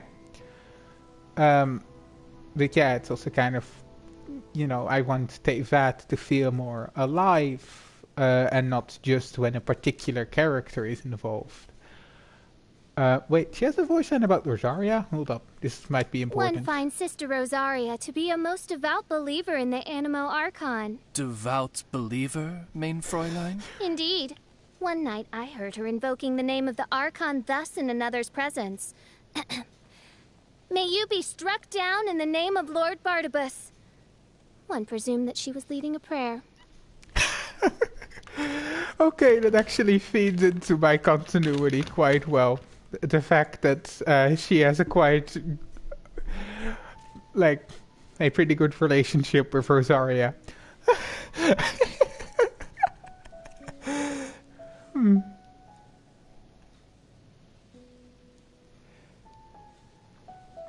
Rosaria is actually part of one of the heaviest moments surrounding Visual, and also an implication about, let me sidetrack for a bit.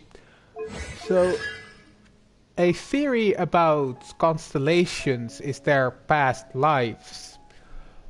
So you, like, you know, are reborn in Tevat every time, and every time, you know, that life becomes a star holding the memories.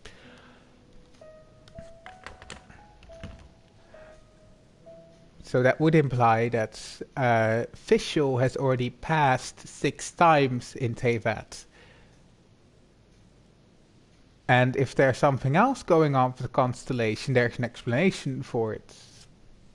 Besides that, you know, following that theory, most characters have gone through 6 cycles, and this is their 7th cycle in Tevat. This is just a bunch of theory stuff. There's a lot more to it, but this is kind of what you need to know for now.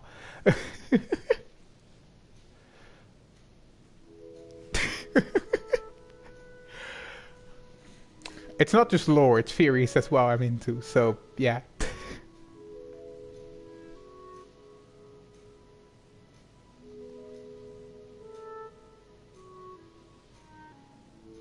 which Rosaria is actually part of one of the heavier moments in the story, and also an even heavier implication about these other cycles of the Prinzessin.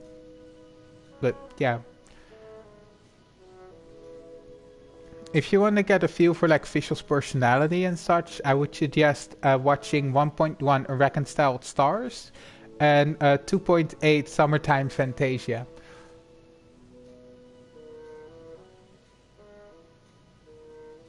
Oh, well, there you go.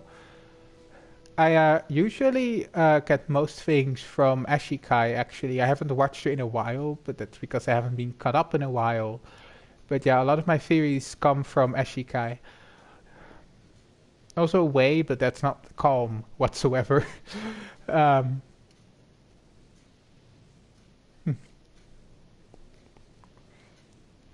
And I guess it's also, for me, I can like boil it down to most characters in that theory are on their 7th reincarnation in Tevat. That's basically what the theory boils down to. That every constellation is a reincarnation.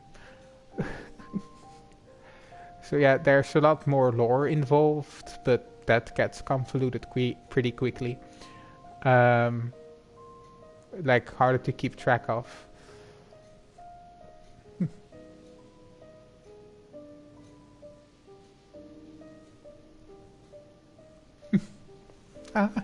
Thank you. I mean, it's actually quite a challenge with one of the newer Ashikai theories and wanting to connect Wonderland to Tevat. I have used a buzzword. I wonder when she'll show up. Anyway, don't worry about Wonderland. It's fine. It will make it harder to connect, but I'll make it work. It's also the universe. Well, I've already mentioned Althea. All my right. There we go. There she is.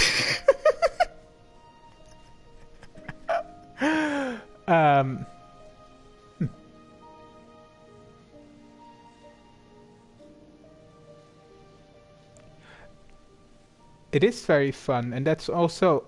I am going to lean into the fact that yes, I like having things make sense, and you know, I'd rather sacrifice some make sense for a good story, because story for me comes before everything making sense. Although I do have a lot of Chekhov's gun as well in my story. Like things that are mentioned before or like alluded to coming to fruition later. It's actually volume 2 will actually, a lot of it will not even involve the Prinzessin directly, but more the aftermath of what she did. But getting ahead of myself there. Also, yes, I'm already talking about multiple volumes.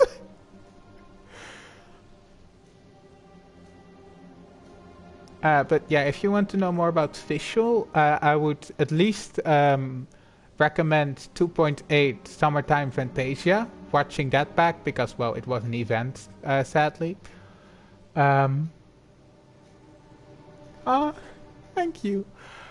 I myself also still have to watch back 1.1 Reconciled Star to one of our favorite emo boys. Also, yes, if you don't know...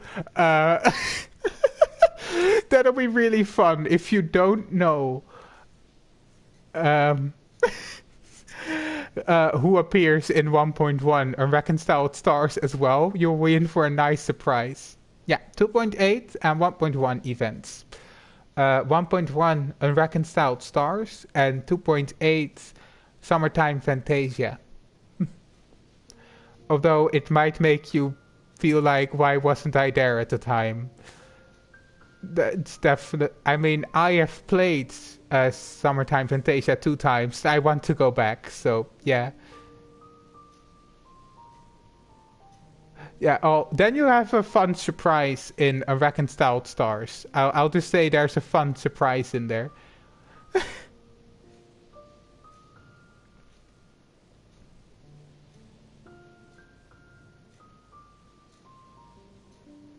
Oh, um, uh, honestly, I share in your pain.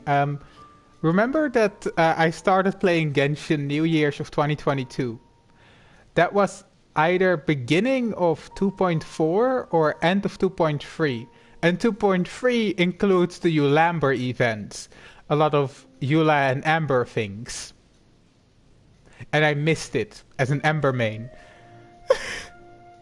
So, yeah, the pain is real. But I also just missed it. But, like, if I started a month earlier, I could have probably done the event.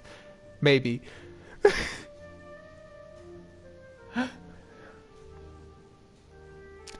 But yeah, 2.8 and 1.1 if you want to get a feel for the Prinzessin. Although 1.1 you might get a lot of, like, a different view on the Prinzessin than most. After I'm done here.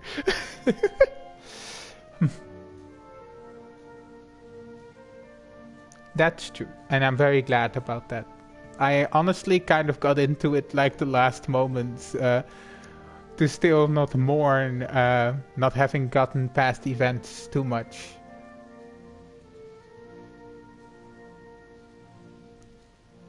The last Windbloom Festival. Is that the one with Kale and Zeus becoming besties?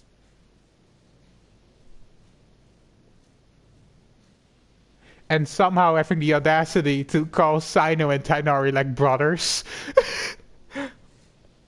Historians will say they were brothers.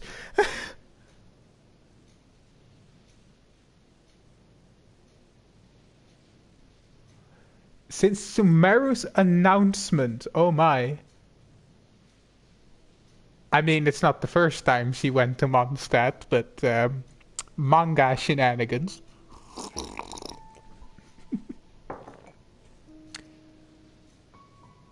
Oh, that's right. That's the same event as our favorite witches from the Hexen Circle.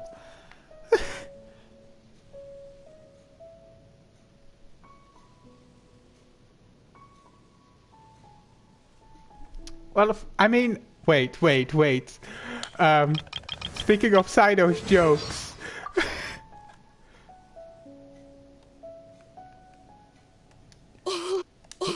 His jokes are like buried treasure, gems hidden beneath the surface. They're a lot of fun. Well, which part didn't you get? Okay, I can explain it for you. Nahida is so me. But Nahida is so me that she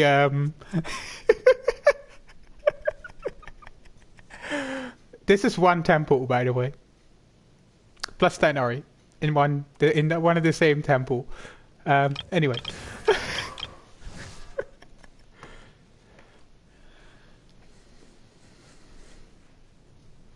But yeah, also Kale and Amber being such sisters. And we were robbed of Amber's and Kale's first meeting. Like, they could have played it like they hadn't seen each other since the manga and made this like really big reunion. And they absolutely didn't do anything like that.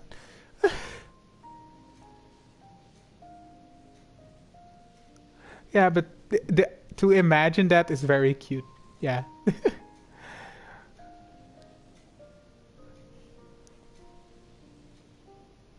It is a crime.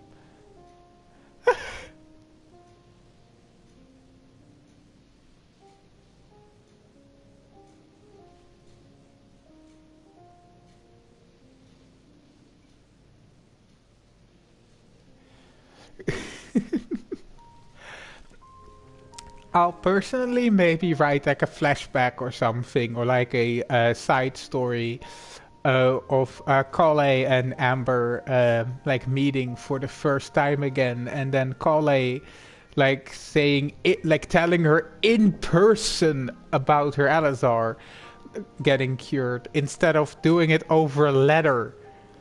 Like, yes.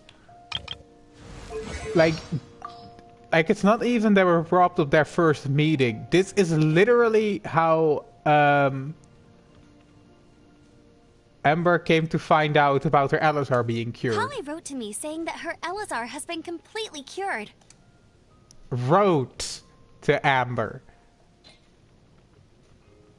Instead of going to her in person to tell such news. Like a life crippling disease. And you sent that through a letter.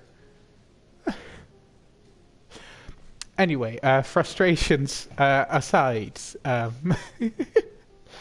I'll make it cute. But I'll also make it, because I'm pretty sure in the event it was like they had seen each other more times. But I'll make it to where them seeing each other is very rare, because also in my continuity, distance has actual meaning. Like, it'll actually take time to get places. So that's also, you know, Amber is the outrider of the Knight of Avonia. She can't just, on a whim, go on vacation to Sumeru. And Kale, was she at Elazar? She was in no shape to travel like that.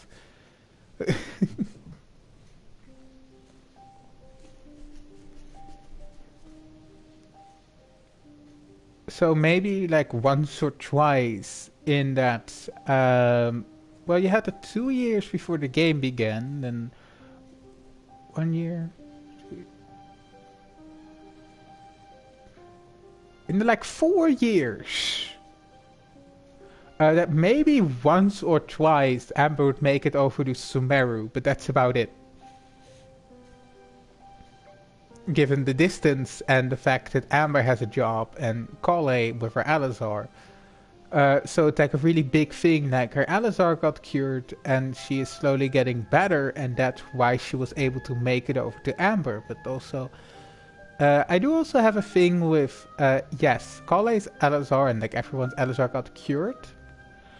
But that in my continuity, that doesn't mean they're immediately healed. Kale still has a lot to recover. Her stamina will probably never be the same. She has a lot of muscle training to do because of the muscle like atrophy, that like motor controls that develop on the skin from Elazar, and that's also about disability representation. The fact that you know, it's not just immediately like healed. Oh. Well, at least put that like unlisted on my YouTube channel. Otherwise,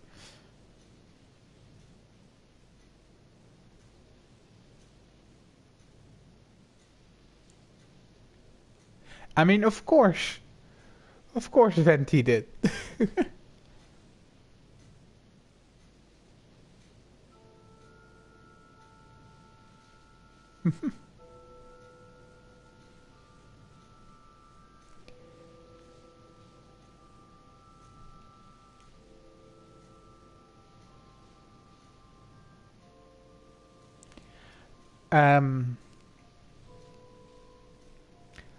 But yeah, with Kale, I'll also have like the disability rep thing of like, don't have it just be healed when it's something that has been built up for such a long time. And like someone has had to deal with that for their entire life. And especially Kale has gone for even more trauma because of her Elazar. You know, so it doesn't feel right.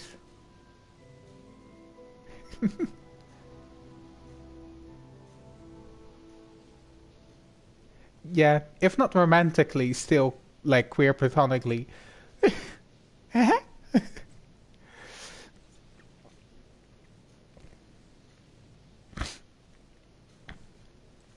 So yeah, I'm also gonna with Kale actually gonna, you know, write her having body image issues.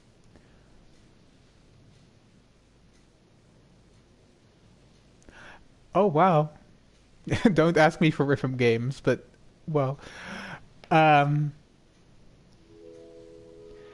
both those skills representing her Alizar, the scars she might have left from Dottore, um,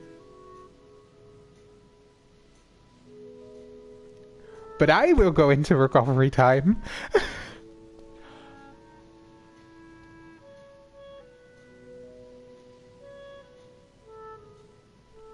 Exactly. Um, but also, you know, and like how she feels like she has to hide those skills and scars and like wait to check something real quick. I mean, yeah, that's completely covered. Well, not completely. There should be a bit more there, but yeah, that she also hides the seal behind her hair. Um, you know, and also another fact that in the like latter part, like in like the ending part of the Sumeru Archon quest, her Alizar getting so bad, she's literally bedridden. I feel like I think that's canonical. But I'll also add that she could barely eat anything during that time. Like Alizar got so bad, especially with forbidden knowledge, out of control, everything, that she also didn't eat. But then it's also when you do start eating again, you know, as like taking little explanation from Jaden here, but yeah, your body doesn't trust that you'll start feeding it again. So also while her body is healing and can spend resources elsewhere, it also starts putting on reserves because Kale couldn't eat much before. And Sino and Tanara are so great with it. Just like one extra bite, at least metaphorically, at the time while she's like learning to eat more. Um,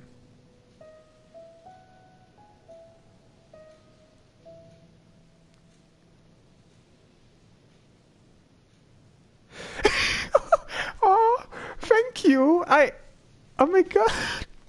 How? This also happened with my Shinobu things, where people, I did it in, like, telling things in the format of voice lines, and people start getting confused if it was canon. But, oh, thank you. But, like, Sino and Tainari, like, as her dads, are amazing. Uh, and it's also, you know, Tainari know more about physical health, but as a general, Tainari would have to know more about mental health as well. So, and probably Tainari can be gentle if he wants to be, instead of this, you big lummox.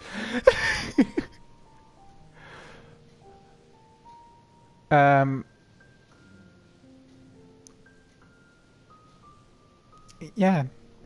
And Kale, you know, even though her Alizar is cured and she slowly starts getting better, well, I guess I can just go here for a bit. She now has, you know, the fact that not everything is gone yet. Her body needs time to heal, but she also knows that she'll probably never fully heal, including her stamina. You know, and still having those visual scars from the past. And also the fact that she doesn't only have to deal with Alizar, but also what's sealed inside of her.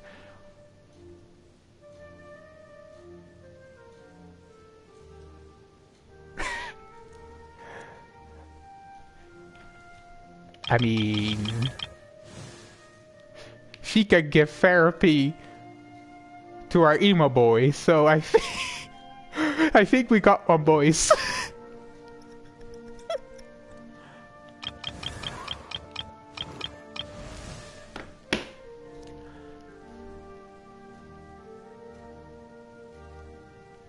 But that's like might also be part of the reason why Kale like covers up so much, tries to, maintain.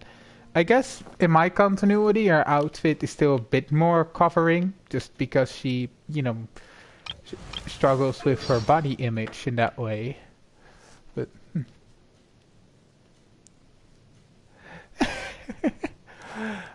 also, Venti is going to be a therapist to Wendy, but that's a different story. Um, and I guess also Kale might cover up more because, well, when you're constantly sick, your body may have a harder time holding on to heat or producing its own. Um, so having more on, even in a climate such as the rainforest, to probably help with that as well.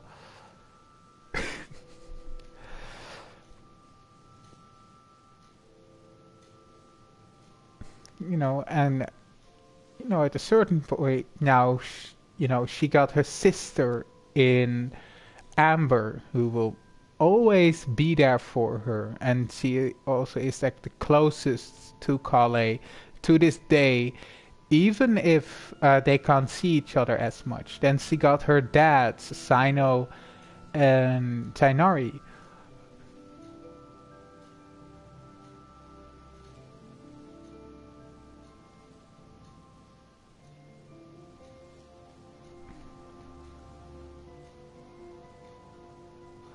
It changes history. I mean, that's explored in the Wanderer plotline in 3.3. The fact that, yes, he erased himself. Yes, Venti will be a therapist for Wendy, but that's also because he is probably the only one who could deal with her abilities. So yeah, and I mean, the gem Wendy holds is even the gem of desire, and like a desire for freedom. But anyway, so yeah, that even though Wanderer erased himself from history, the Raiden Gokuden was still completely wiped. Well, not completely, but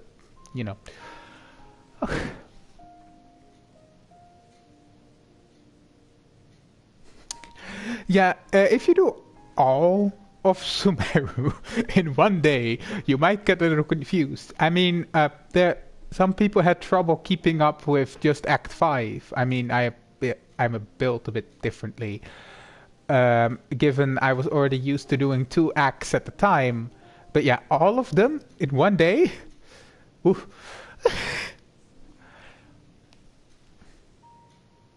But yeah, that gets explored in Wanderer's Archon quest. Whether it's a cat or a bird that breaks the vase, the result is still a broken vase.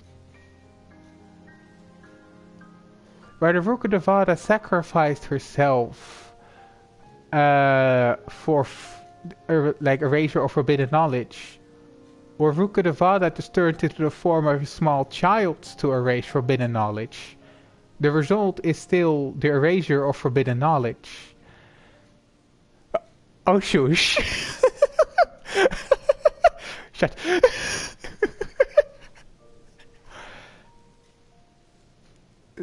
So, yeah, whether she exhausted her strength and her form turned into that of a small child, or she sacrificed herself from existence, the result is the same. And also the forbidden knowledge came also from King Dashrath and everything. So even without Rukkhadevata, it would all still have happened.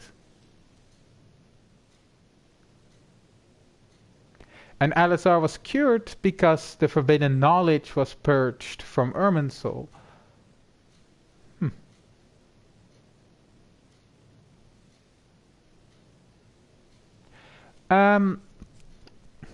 Hmm.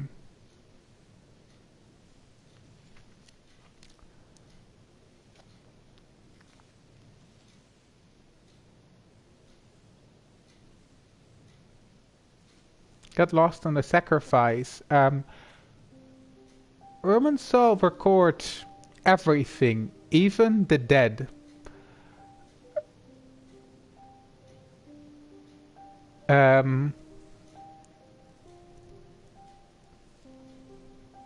To boil it down, oh wait, how is it the same? To boil it down to something more simple.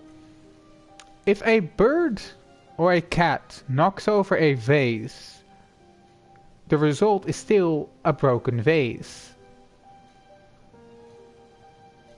So whether Paimon freaked out because of what Wanderer did and broke the vase, or some other animal came by and broke the vase, in the end, it's still a broken vase. Like, Irminsul can alter history, but it keeps as much of it as it can intact. And like, Irminsul, like, stores everything, like even the dead. And their memories, everything. So Rukkhadevada had to erase herself from Irminsul in order to purge the forbidden knowledge. As long as her existence existed in Irminsul, there will be forbidden knowledge in Irminsul, and Irminsul will be tainted by forbidden knowledge. And as long as there's forbidden knowledge in Irminsul, Alizar exists. It's basically just a corruption in the system. It's incompatible files that exist.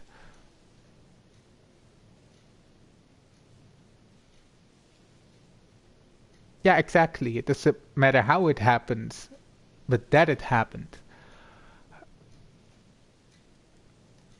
Yeah. Maybe you should listen to N for a while. She seems to know more about this.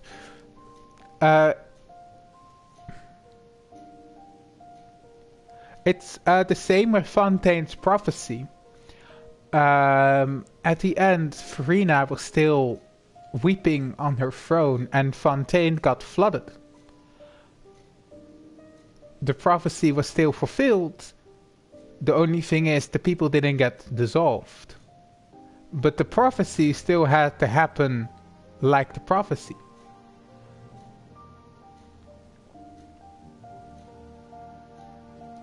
And the forbidden knowledge could have, you know, that somehow now history will say that Nahida like purged herself from forbidden knowledge and then became the form of a small child. A character. Yeah, too many. It's okay. Just take your time with things, mull it over a few times. But this is also, we're getting into a lot of philosophy here. So that also, you know, doesn't really fit in our conventional ways of thinking. Well, mine, but I am a dominant introverted intuitive. It's basically my state of being. I have trouble bringing it down to the century. So, yeah.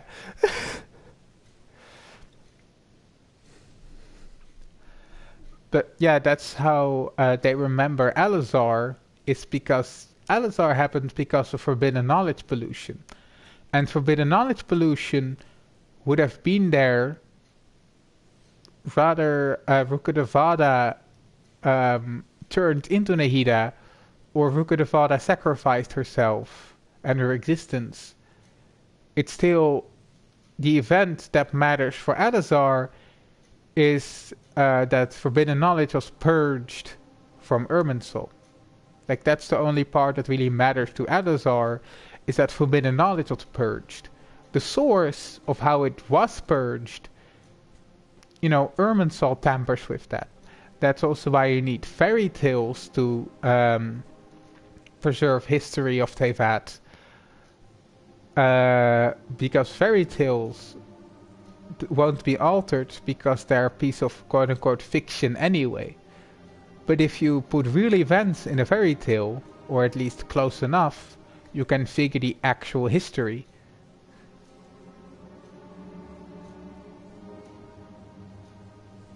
So, yeah, that's a bit of lore for you.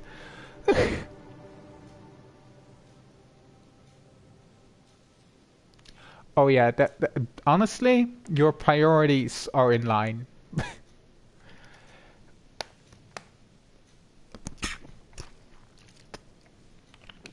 Like the only reason I got it from the beginning might be because, like, it's I'm used to thinking that way in like bigger metaphors and such. If you know anything about MBTI, personally INFJ, so yeah. Uh, dominant introverted intuition is a hell of a drug.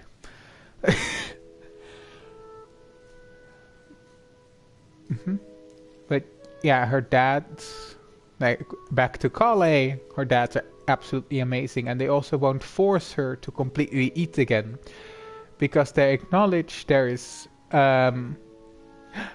ooh, dominant extroverted intuitive. I see, and sharing middle functions with me, huh?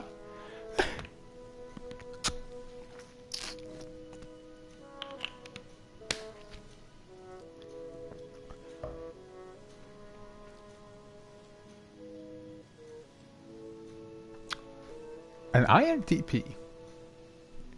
A dominant introverted thinker. Huh. But if I go too much into MBTI, I'll get distracted. Also, I might be biased, but I'll probably write both Visual and Kale as INFJs. I might be biased, but Amber, definitely ENFJ. 100%. Amber is an ENFJ. Venti is an ENTP, actually.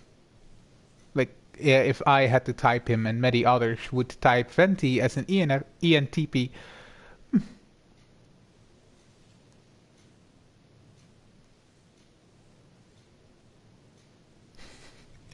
I myself an INFJ, so writing Kale and Visual as INFJs both feels a little biased, even though I feel like it fits to have both of them be INFJs. Although Kale actually has a bigger reason for being an INFJ, and that is because Amber is an ENFJ, and it's a great writing tool.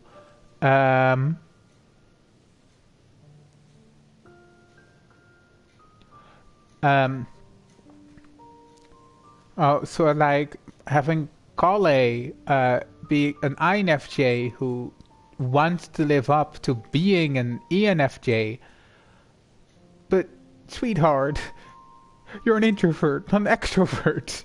You don't have the capacity for that. You can try, and you can do it in bursts, but it won't come as easy to you as an ENFJ. I can see Venti being perceived as an ENFP, but as someone who knows more about the cognitive functions, so ENTP being extroverted intuition, introverted thinking, extroverted feeling, and introverted sensing, feels way more fitting than extroverted intuition, introverted feeling, extroverted thinking, and introverted intuition.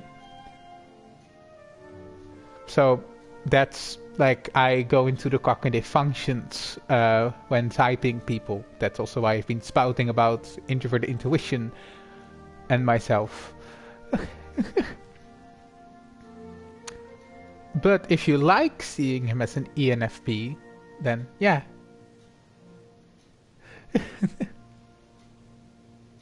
And you can even be a jumper type, where technically his extroverted feeling, as Venti as an example, if he was a jumper type, also 420, nice, but if he was a jumper type, he would have his extroverted feeling more developed than his introverted thinking, for example, making him technically an ENFP, but the function stack of an ENTP.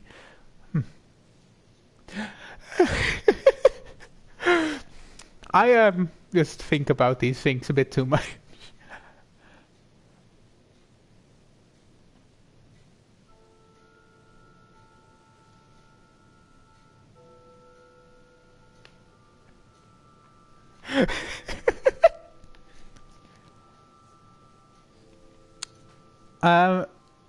Maybe I can do a dedicated stream sometime, just conversing about MBTI.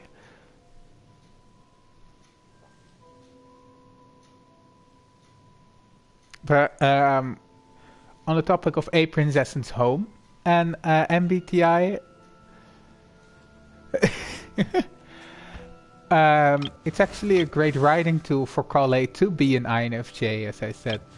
Because then I can write an INFJ trying to live as an ENFJ. But, you know, there are some compatibility issues there. Like, Kale could probably actually pull it off in bursts, but you'll need a lot of rest afterwards. But I believe in Kale.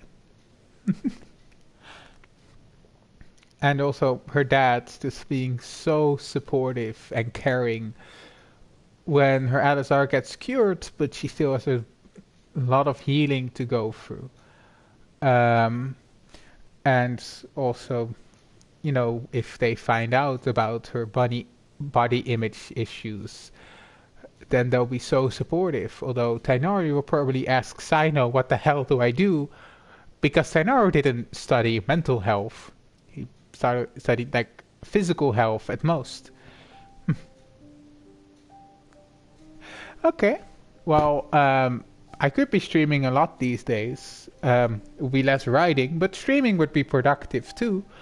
So yeah, I could make an entire stream about MBTI. I may have gotten a little neurospicy about MBTI, so yeah. Even to the point where this will come up later too. Kale likes to go like to the chasm, just to show.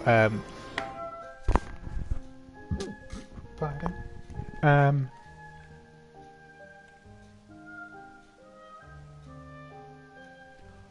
Oh well. Good luck with your surgery. First of all, but yeah. Oh, thank you. Also, just for a bit of semantics, yeah, this star here is Kale's hut, like where she lives, and this is the chasm. So, going like especially to what I have marked here as like a little cave, isn't too far-fetched, even with her Alizar. That at least earlier, before it got that bad, she would go there.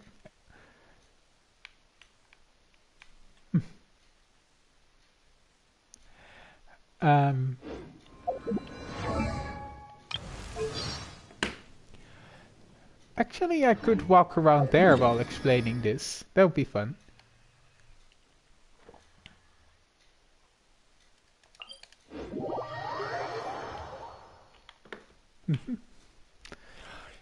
Well, we'll be rooting for you, at least. So, yeah.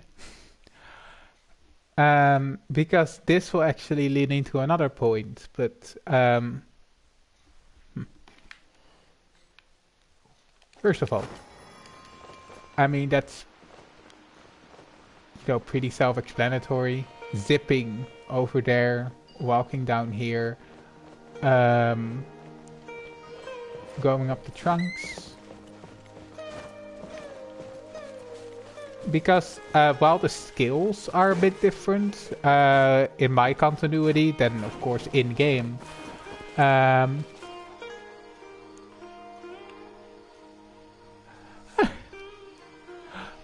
yay! I'll still have like Kandarva Veil like right next to the chasm, like almost to scale to the game. So yeah, especially earlier on, it wouldn't be too far-fetched for Kale to climb up here to the chasm.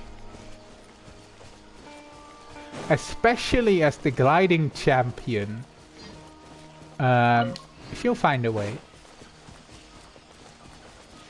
I still love this. There are a bunch of memes about it, but like... Gliding champion?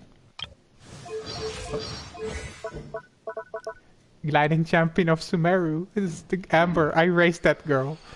Bet you can't keep up with me. Like, this is literally how easy it is to get up to the chasm here.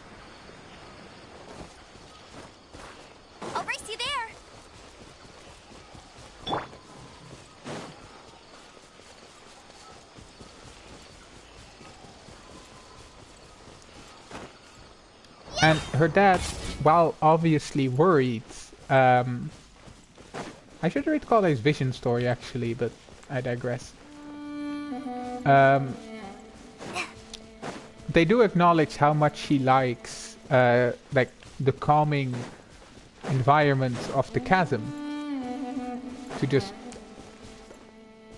ignore my PS4 render distance. This is fine.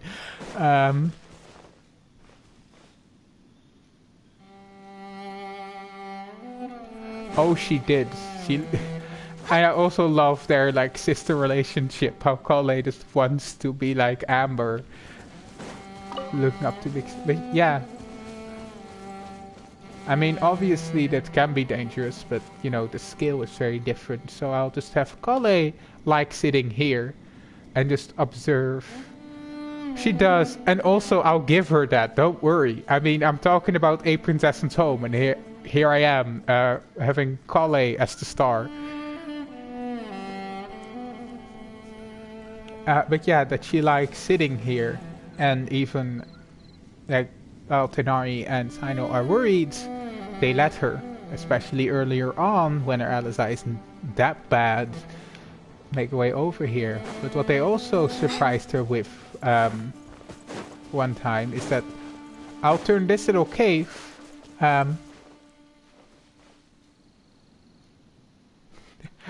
I don't have much actually. I have on my Blue Sky a little teaser, a raw teaser for A Princess's Home. But that's about all that's public.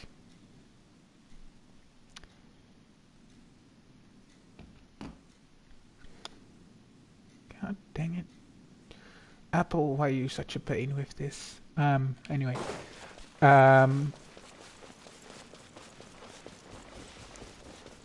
Yeah, that they'll turn this little cave into a little campsite.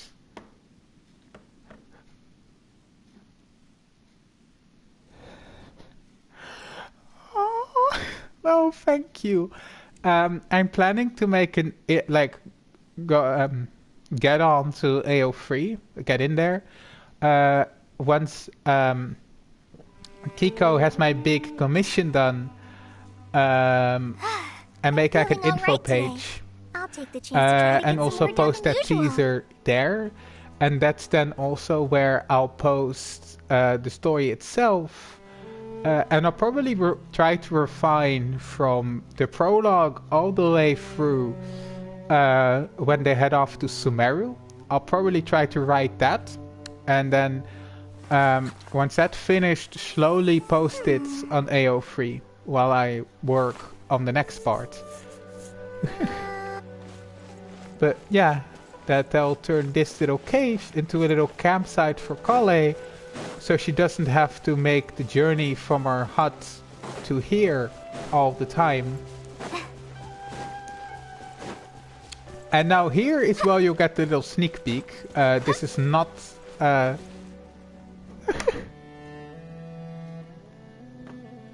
too I mean, I want to, like, you know... Yeah, content is coming. The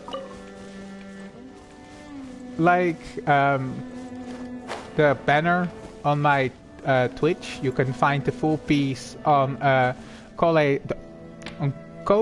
Kiko's... That took more effort than it should have. But on Kiko's Ko-Fi, you can find the full piece of what my Twitch banner and the banner on Blue Sky is, for example. And that was supposed to be just a doodle. He got carried away. And once the big piece of that is done... According to today's Forest Patrol route map, we need to head here so, first, then I'll make like an info page and drop the teaser there as well, etc. And then I'll try to refine from the prologue all the way through going to Sumeru.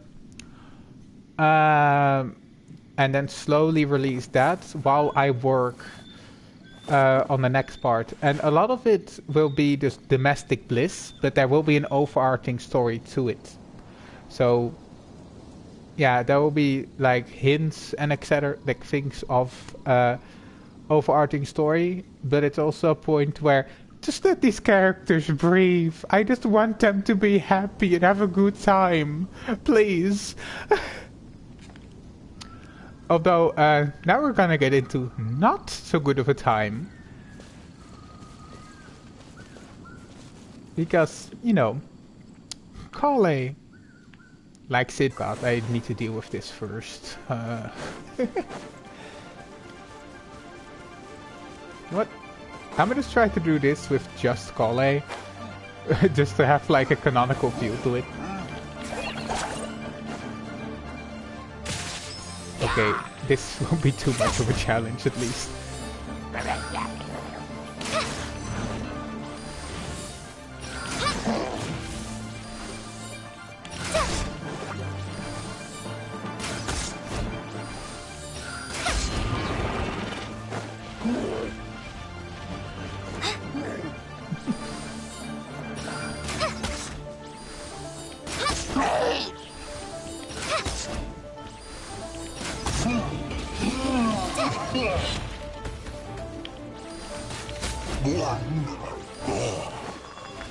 Okay, the others reset, but the biggest threat is dealt with now, so yeah.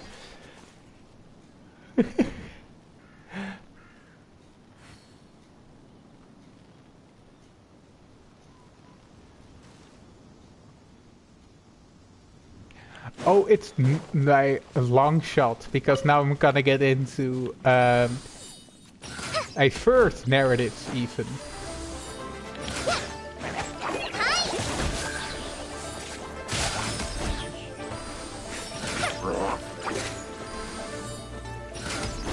I just need to deal with this slime.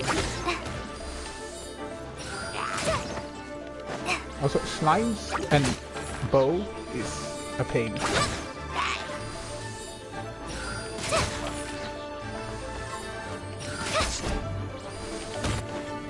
Why did you fall? You're supposed to fall when I shoot you in the head.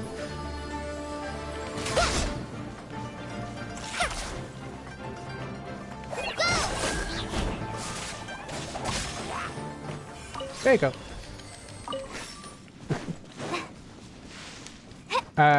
Because Kale, what's that? Like sitting on the edge here. She already did during 2.7. And in 2.7, something else happened. While she was sitting here, she saw two figures run into the chasm.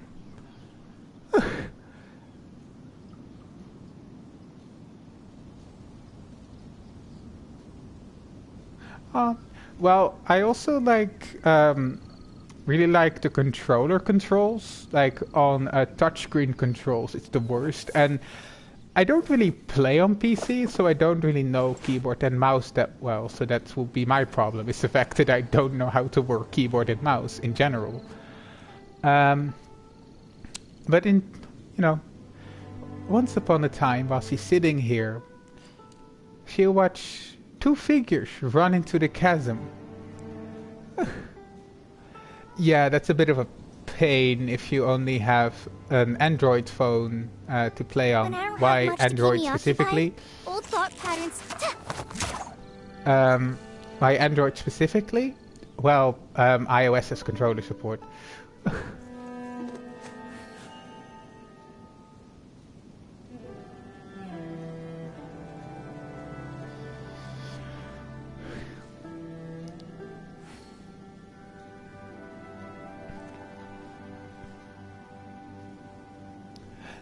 No.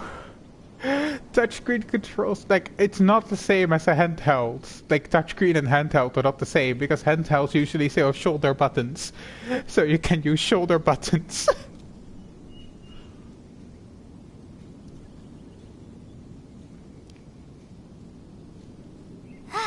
I'm feeling alright today. I'll take the chance to try to get some more done than usual. Yeah, I play both sides, so I always come out on top, iOS and Android. Oh, Samsung. Samsung good though. Quality phones. Samsung in general and ethics and such aside. But that's big tech in general, so there's no winning there anyway.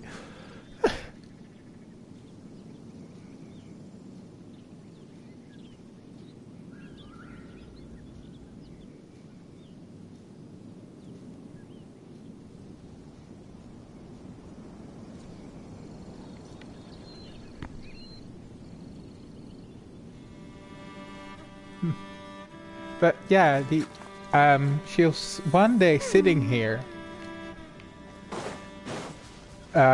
She'll spot two characters, like running towards the chasm's maw. It's hard to make out from this distance, but it looks like a big guy with white hair, and someone else running behind him, yelling something about, oh, hey maiden, you know, like, boss, come back here, please. And Kale can't shake the feeling that the girl, yelling out to someone she referring to as boss,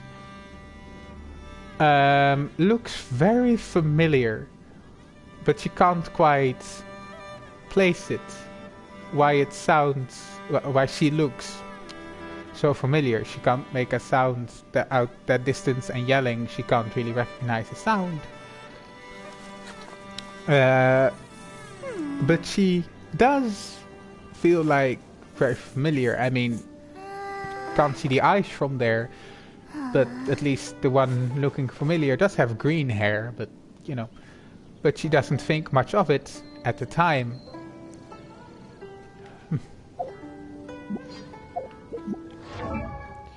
And here is where an animation principle comes in, that everything is on purpose. Here we have Kale. And here we have Shinobu.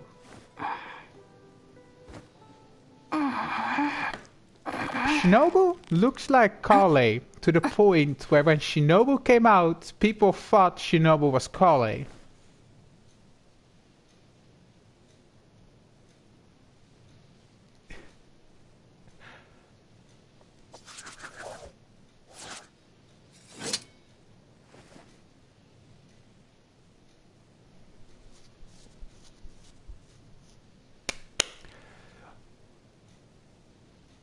So, and that's also why if I commission art of Kale, the most she'll be is 10 start to creep back in, and as soon as I start talking about it, the flashbacks start.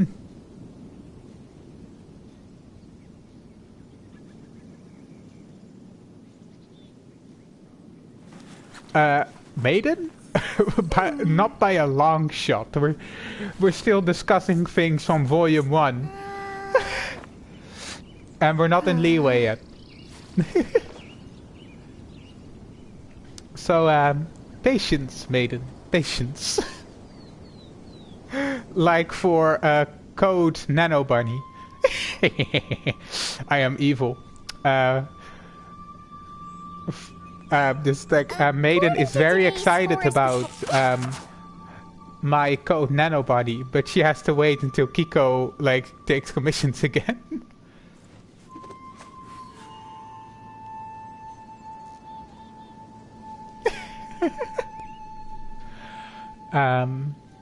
Yeah, Perilous Trail, indeed. Kale was actually sitting here in my continuity while Ido and Shinobu ran into the chasm. And this green-haired girl yelling out, "Boss!" looked very familiar to Kale, but for the life of her she couldn't place it, but then also didn't think much of it.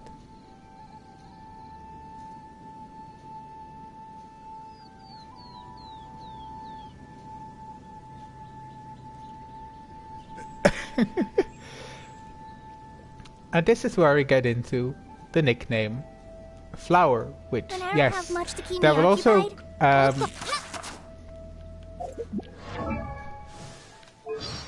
that will also give new meaning to something else. But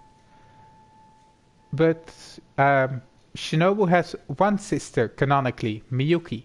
But in my continuity, she has another sister named Flower. Well, nickname Flower.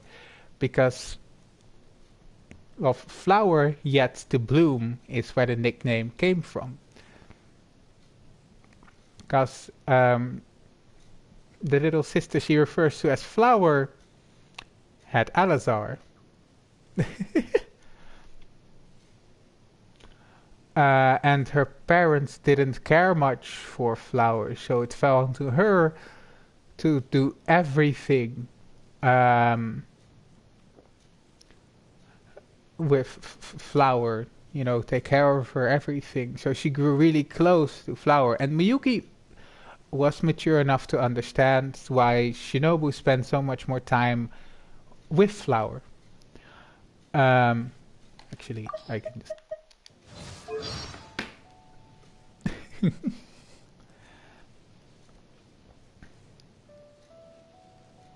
but Shinobu still tried to make time for Miyuki. But she was also quite rebellious, you know, didn't really, like Shinobu didn't want to work at the shrine, obviously. Also, Maiden, you're in luck, you're getting some spoilers now for also the Genshin story in general.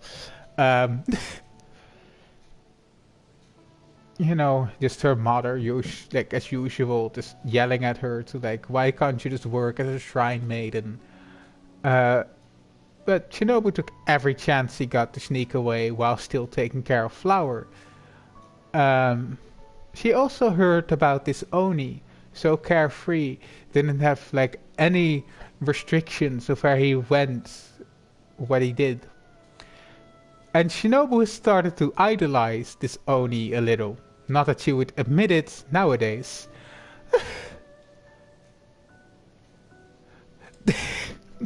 Shinobu would never admit that she idolized Ito at some point. But the life Ito led sounded amazing to her. But her parents still wanted to force her into being a shrine maiden, which actually, a little side note, will also aid in Fischl's and Shinobu's relationship, bonding over the fact that their parents wanted something else for them. Yeah. Yes, I'm connecting things on that level. There's way more of that, by the way, but yeah.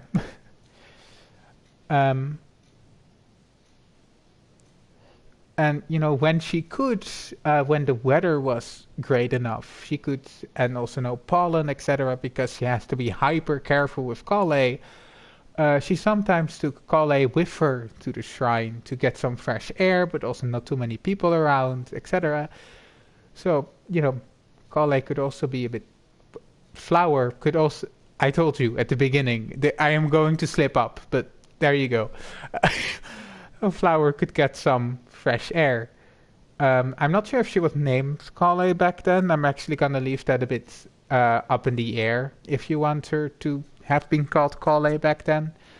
Just, you know, not really bring up the name she once had. Mostly just her nickname, Flower, for flower yet to bloom, as little one with Alazar. So, you know. So Shinobu for Flower, you know, when she cried, wipe away all of your tears. When you'd scream, I'd fight away all of your fears. Out your hand through all of these years. And I'm not sure how much I'm gonna get away with, but you know. It, you know, so much. But eventually, Shinobu got accepted into law school in Liyue. And this was a great opportunity because she could get a degree, better job, etc. to also take care of Flower. But it did mean she had to leave Flower for quite some time. At least Miyuki at the time was, you know, just old enough to take over from Shinobu, at least enough so Kale would make it through those years. Or flower, I should continue to say in this part still, but it's hard to not slip up.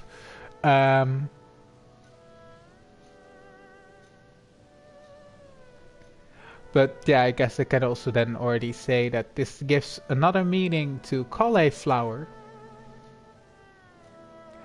Because Sino is not the first to refer to her as a flower.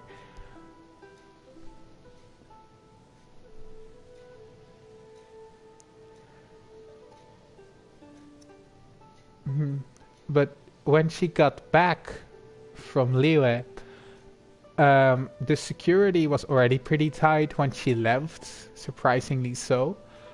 But, you know, it was even worse when she came back to Inazuma.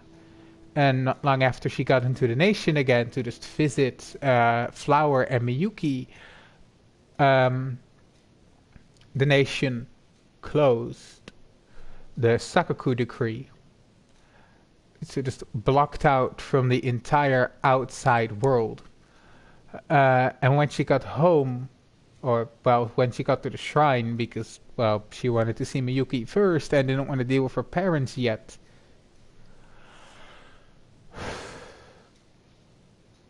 And Miyuki was first very excited, you know, especially, you know, when this suddenly getting hugged.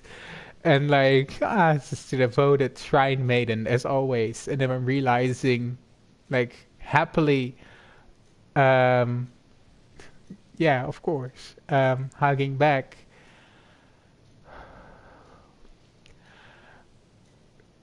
Until Miyuki had to remember, you know, and of course Shinobu would not miss her change in demeanor. And reading the room, the other shrine maidens had already, like, you know, gone to do their own thing and give these two some space. As Miyuki had to tell Shinobu that some strange people came by claiming to have a cure for Alizar, and that their parents just gave up Flower just like that. And Flower was dragged away, kicking and screaming to just, you know, not go with them, wanting to wait until Shinobu was back. And then Shinobu, even while fighting for her own emotions, you know, first freezing, has to, you know, after all this time that Miyuki has dealt with this, tell Miyuki that Miyuki finally getting the comfort from Shinobu about having to witness Flower being dragged away, kicking, screaming, like screeching almost, just to not have to go with these men, or like strange people. Yes. Absolutely. That's actually this the narrative about, well, at least a little bit existed before I got exposed to shipping Kale and Fischl. So the basis of this, to starting thinking about this, is actually older than A Princess's Home.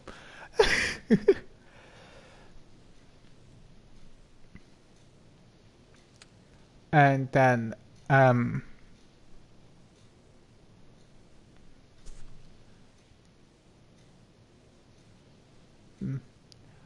though actually a little side note, before Shinobu left, she already got on, like, I'm not sure canonically how good terms she is with them, but got on quite good terms with the Kamisato clan, even learning the art of the sword, or, well, blade, I guess that's a better term.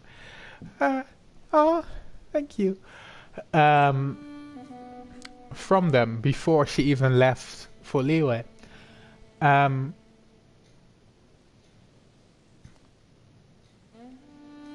But yeah, you know, And but Shinobu was back, so she immediately makes the promise to Miyuki, like, okay, I'm gonna get my own place, and you will not have to live with them anymore, because that's another thing. While Miyuki is obviously, first things first, heartbroken about Flower, it also sets a dangerous precedence. The fact that her parents would just give away a sibling like that because they didn't see like Flower as being capable enough to care for. With her Alazar, like from the start, they didn't care really about Flower. So then Shinobu is like, go home, get the last of your things, because Miyuki will also explain that she is a girlfriend which she's hanging out with now. Although she has been around less and less. That'll get into the Civil War later. Because, yes, I also plan to rewrite the Inazuma Archon quest and using Shinobu as a vehicle to rewrite the Inazuma Archon quest.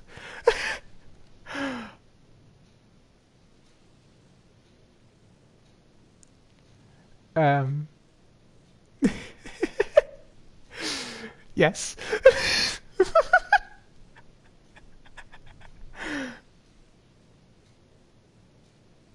Go. So Miyuki goes to get the last of her things, and then sometime in the evening, oh, thank you. Like barges into their parents' home, not a care in the world.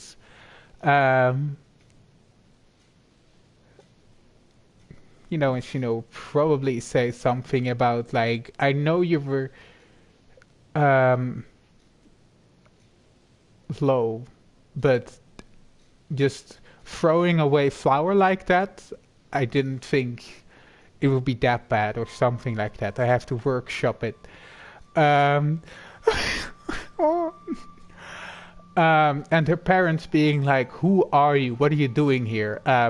Little side note, Shinobu is also wearing like a cloak here to hide her clothing. The reason she wears a mask is also to hide from her parents. At least originally. So she would hide her usual attire from her parents.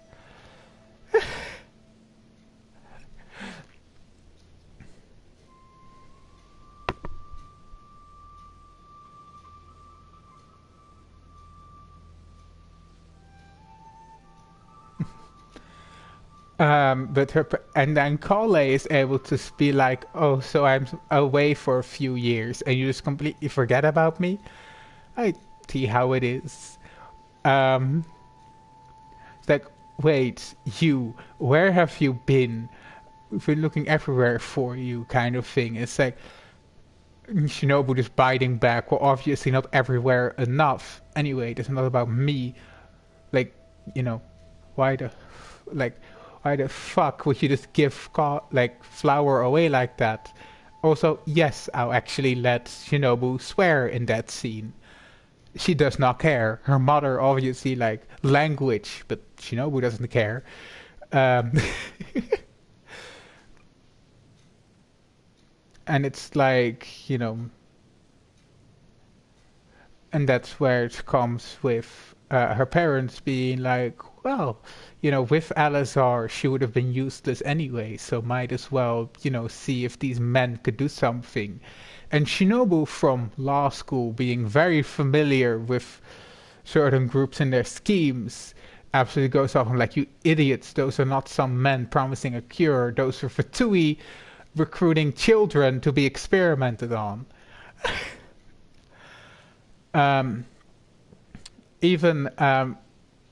Side note, I'll change her vision story actually, that at this point Shinobu doesn't have a vision yet there are some sparks flying off her person, as I'll integrate that too. Like before a person receives a vision, they can have moments of that element already starting to leak out of them as kind of a foreshadowing that they will one day receive such a thing, but they usually don't notice that themselves or think, oh, that must be the ley lines or something.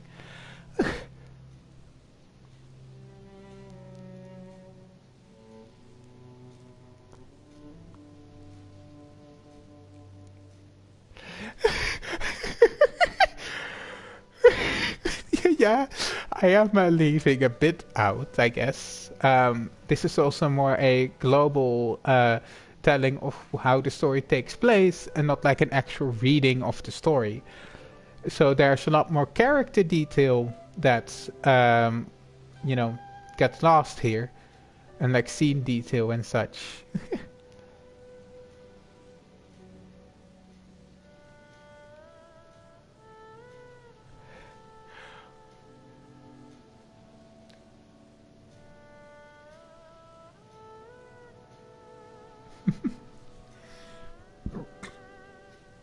Pardon?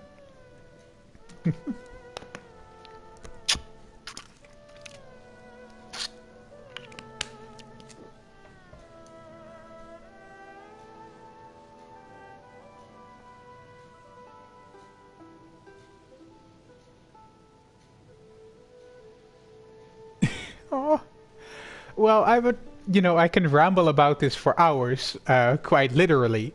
So, yeah.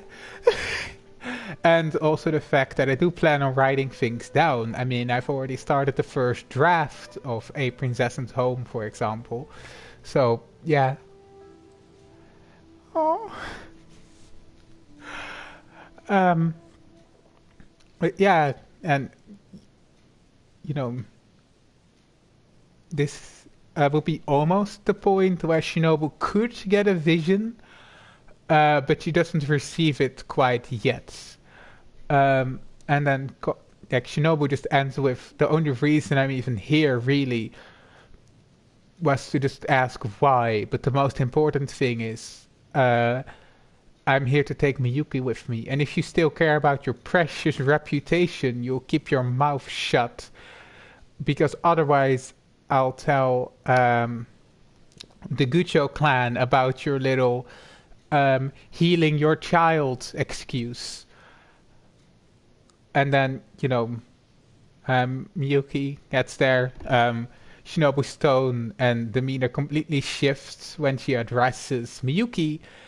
And as Miyuki slowly moves behind her with the few stuff she still cares about she has left at their parents' place, her parents try to advance on Shinobu, but Shinobu draws her blade and not a step closer. And do you even know how to use that? Would you like to find out? And then just leaves with Miyuki.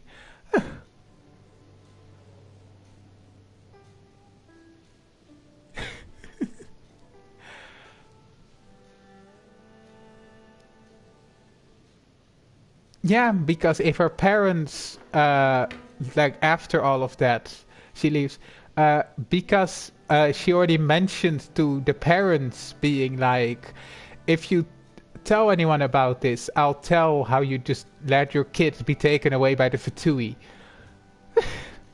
And parents, I'll also include that her parents care a lot about their little reputation. So yeah, and finally, Miyuki also feels like she has someone with her who can truly stand up against her parents. Yeah. Because I also have to create her entire girlfriends, as an original character. And I plan to make her Hydro, which wasn't intentional. But that means these sisters would be able to perform Hyper Bloom together. And if you include Amber into this, they can perform Burnham as well.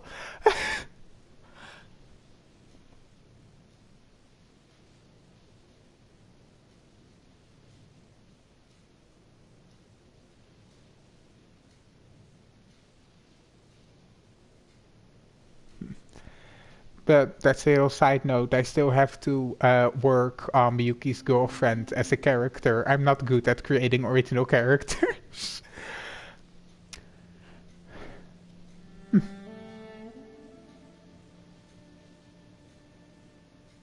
What?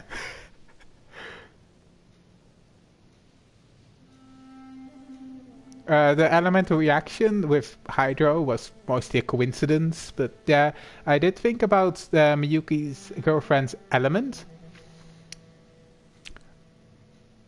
Or was it Miyuki herself? No, Miyuki herself, not a girlfriend. Miyuki herself having Hydro being very principled as a shrine maiden. Think of it, I guess, a little similar to Barbara, given limited time of explanation. But she also was actually also like made up her mind about her parents just ditching Kale like, well, Flower like that. The elemental reactions were an accident. Miyuki's element being Hydro is very intentional because of the Hydro element. Being very principled and such. And her girlfriend, I'm not sure if I had an element for her girlfriend yet. I got those mixed up just now. But yeah, even though her girlfriend is amazing and has a vision, at least, yeah, also given her occupation, it still, feels very different to like stand up to one's parents like that, especially when they're so strict, care about reputation, etc.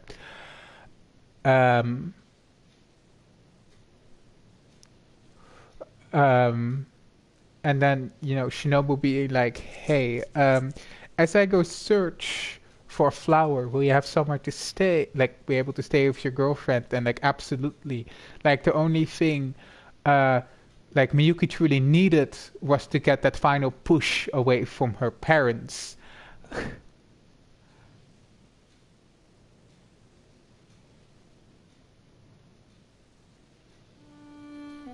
Obviously. Taking the meaning of the elements. I mean, that's why I gave Miyuki a Hydro Vision. Because of what a Hydro Vision stands for.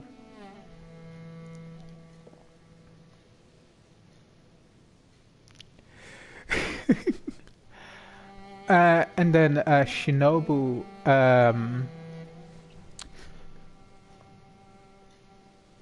sets out, like she can't get like a place quite yet because now she wants to set out to try to find Flower if she still can, but she also has to deal with the fact she's now locked in Inazuma. Legally, there's no way out of Inazuma, and even illegally, it's very hard to get out of Inazuma at that point.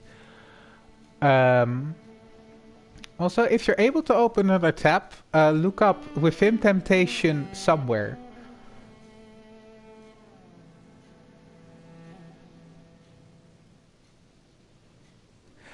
Oh, yeah, absolutely. But, for this part, the song from Within Temptation, the song Somewhere, I also plan to use. Maybe one day it's like a full-on music video or something. But yeah, if I can get a Shinobu VA for it, that would be even better. But yeah.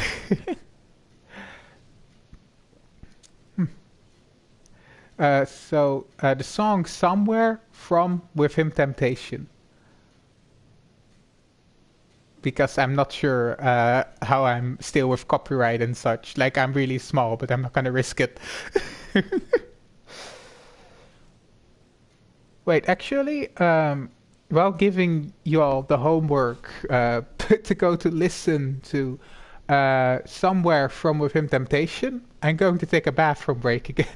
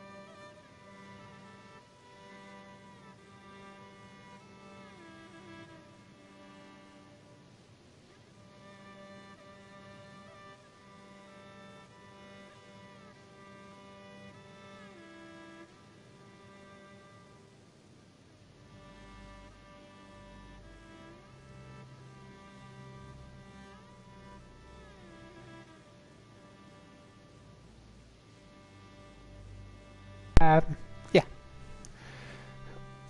So it'll be very like emotionally. Hi, I'm back. But it'll be like a very like emotionally helpful. If you might look up the song somewhere from With Him Temptation, because it kind.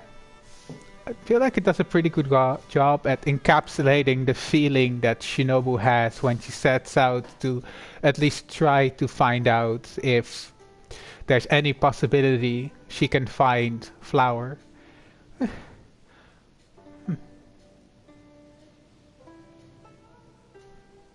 Hmm? Ayaka? Huh? She doesn't really come up besides the swordsmanship until later.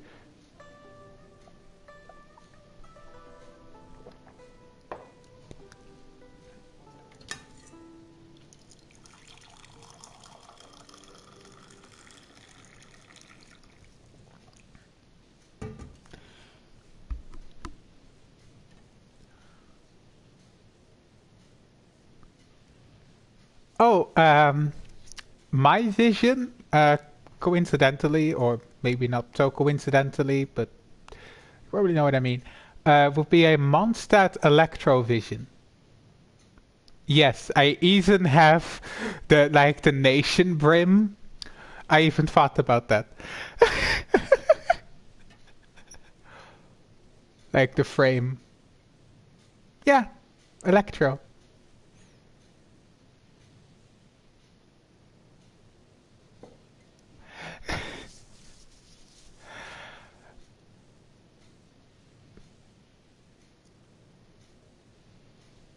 It's even what my OC would have. That's also why my Ein in my Nachtstraum cosplay doesn't have a vision yet, because it happens to be the same vision as mine. And then I'm like, well, I invest more into that vision.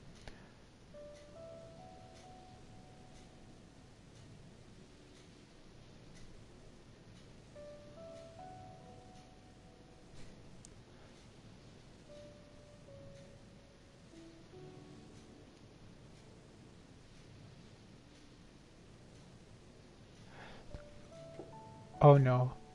Animal visions come with a certain implication often. That's... Oh. Hmm. But like, being the kind of... oh, I guess OC-wise wouldn't be outcast or something, but he's that's a little odd, and... Hmm. Oh no, I thought too abstract about this. I don't know how to bring it into the century. Um,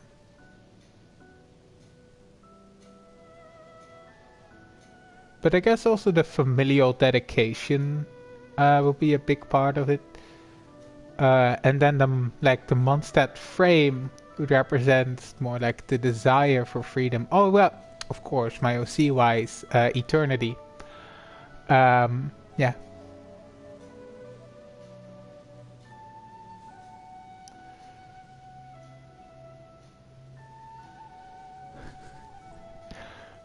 Well, maybe you can dual vision.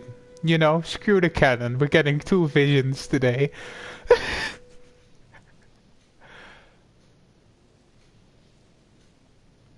You could throw with your own vision. um, yeah, my OC wise, my OC is actually like immortal. So the eternity part and like losing people like more like related to the Archon, but also the Mondstadt frame of like the desire for freedom and being like free like that. So ah yeah, there we go. The desire for freedom, but that's also why I gave like OC wise and myself the Mondstadt frame to represent that too. But at heart, I think it's more electro. So that's why that combination. And also, if the name Zoe Drake says anything, I mean, when my OC meets her, she isn't exactly Drake yet, like the surname. Ah, welcome back, Coma. We're just talking about like visions we would have, and personally, I would have a Mondstadt Electro vision.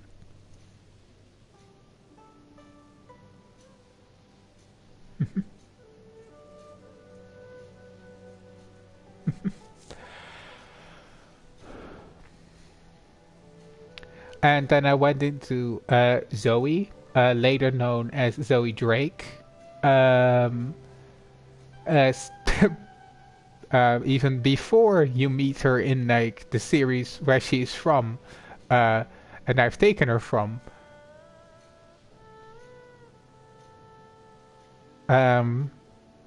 Like my OC kind of adopts her, and one day Zoe would get like an Inazuma animal vision. How her heart desires freedom, yet she is trapped in eternity. But that's a different story to go into surrounding Zoe and my OC and etc.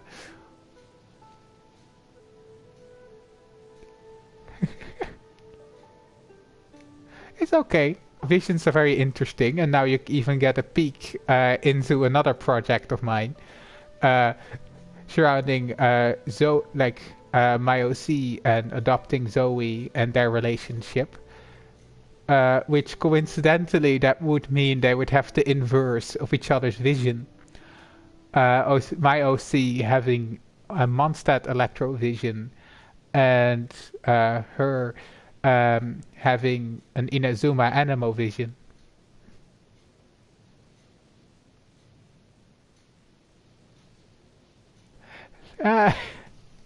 More animal, yes. Although in Liyue, completely off topic, will we also meet someone that'll get a pyro vision and looks up to, has heard about the Outrider and would love to be able to do what she does in Liyue. Her name is Totally. I had another buzzword.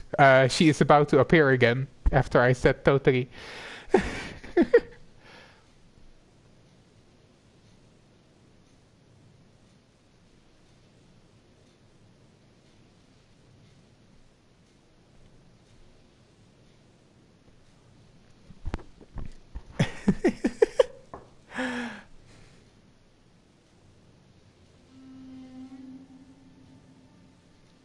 Yeah, but freedom doesn't have to be so literal. You can stretch the definition.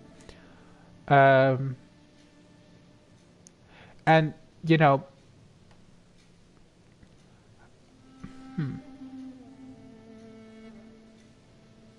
like another character that's very principled, if you're very principled, that doesn't have to mean you have an hydro vision.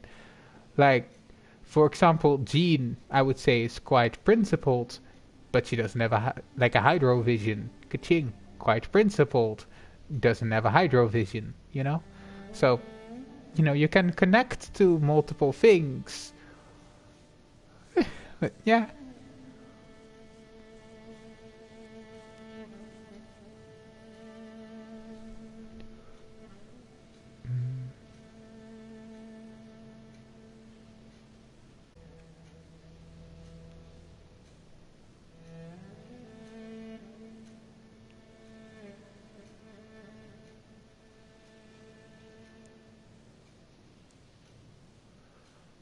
Well,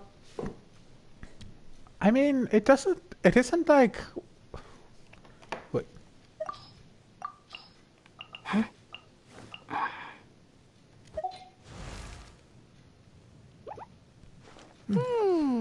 I mean, it's not like pyro characters are without grief.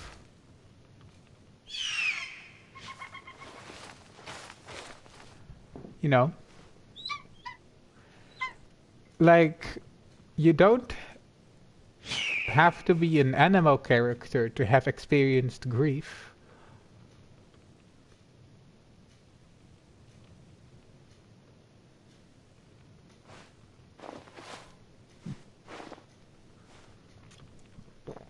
Also, yes, if you know, you know.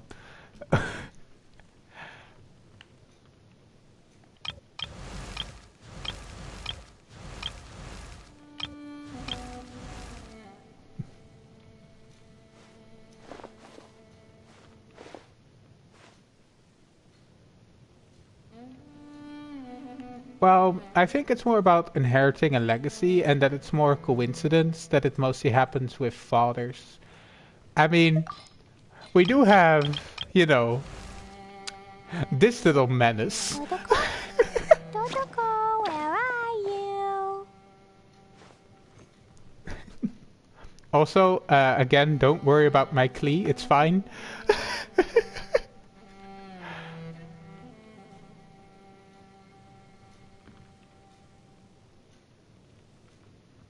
These bombs, so heavy. I mean, Barbara is very devoted to the animal Archon, but Barbara does have a Hydro Vision. Yeah, but that's why I think the father part might be more of a coincidence, and it's more about passing on the torch, like the core of passing on the torch. Yeah? But I got it during 3.8. But this is a skin for a 5-star. These bombs, so heavy. You know.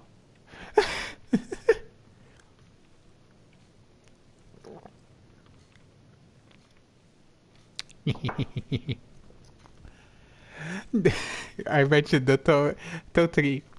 I knew it was a buzzword. Yes. Totoko, where are you? Yeah, Pyro, I think it's just like as explained in that video, it's like at the core, it's passing on the torch, I think, is the best metaphor. These bombs, so heavy. Coma. This is a skin for a 5-star.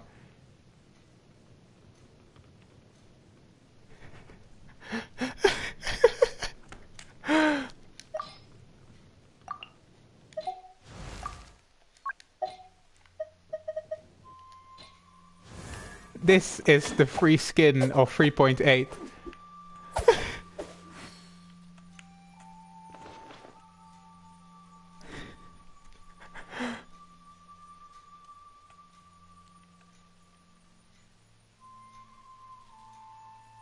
Yeah. But,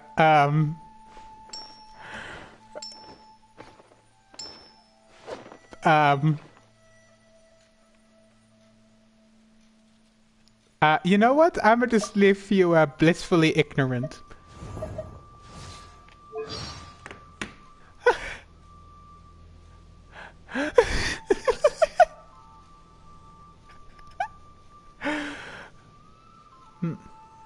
But yeah, visions are very interesting. So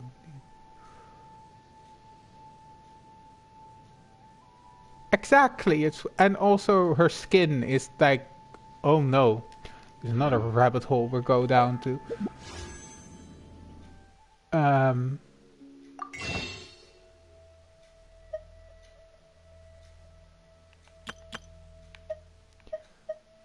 How, like the meaning of skins as such. I mean, I just got this one for free. I'm not exactly sure what the meaning behind Bamboo Rain is, but you know.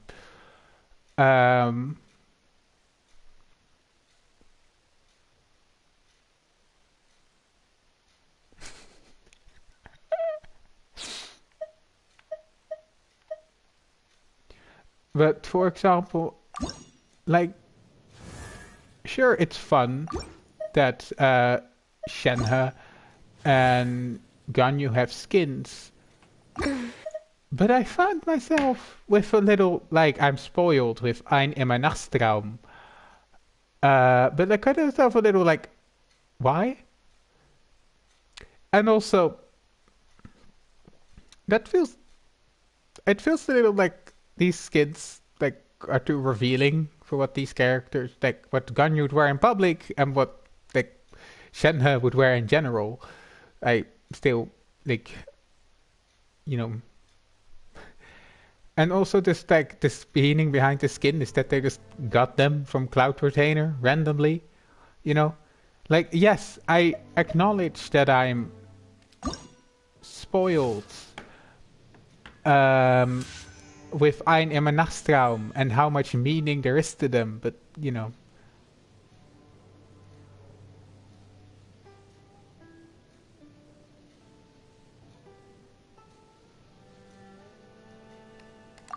Yeah, I guess that's another bothersome thing. But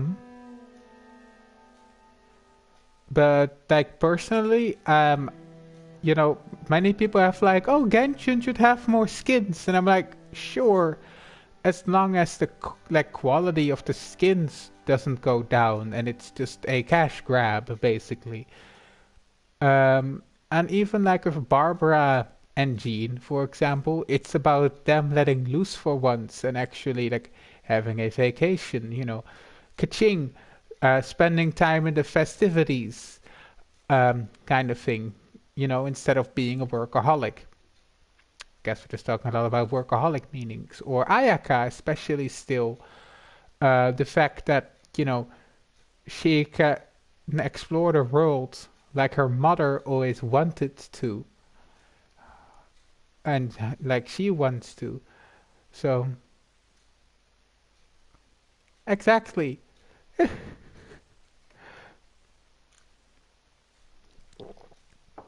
And Lisa, sure, she spent time at the academia. Give her an academia skin. You know, and like how Kaya and Klee, it's still like, well, they were part of a play in Bubble which then I'll give a pass to as well, because they were proactive in those skins. And it's a bit harder, since I do like Phantom in Butch and like Breeze of Saba. But it's surely a bit harder to actually love them, because of like, where exactly does the greater meaning of this come into play? I'm sure there is a little bit of that, but you know, like on principle, kind of thing compared to the others, like they just got them. Like, and I know that it was part of the narrative and everything, but it still feels like it could have gotten a little more love in the narrative regard. And I mean, this one just always gets a pass. But that's also a lot based on the scene of only a true treasure catches the eye of Captain Beidou. Looks like I've struck gold with this one.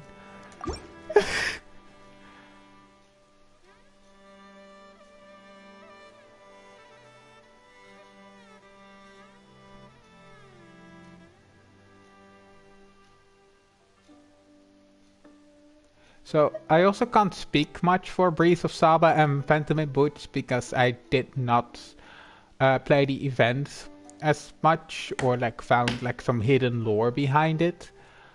So I can't speak on them as much. It's just anything I hope there's more to those two skins. And of course I couldn't play this because my characters weren't leveled enough at the time. And I just jumped to world level 8. But the Red Dead of Night refers to Diluc's time hunting the Fatui.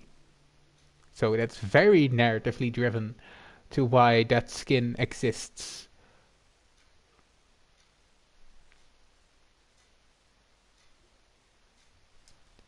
So yeah, that's a little side note, like how I, like, you know, my view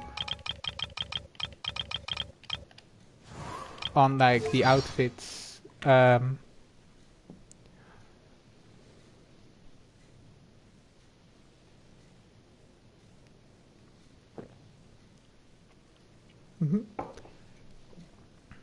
That, that's just my own thing where I'm like, I'd rather have less skins and them having like narrative significance than more skins and losing the narrative significance unless they make like 3-star skins or something that don't have to have such significance. It's even like in you can kind of see in the doodle that Fischl and Kale are wearing custom outfits, but those are actually a bit narratively significant and also based on their personalities. Also, shout out for Kiko for basically 90% of their designs.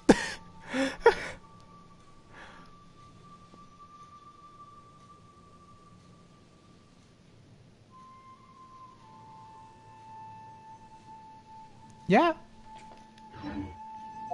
I mean, these prices are upped by like 10% because console things. But yeah, 2480 Genesis crystals. You know.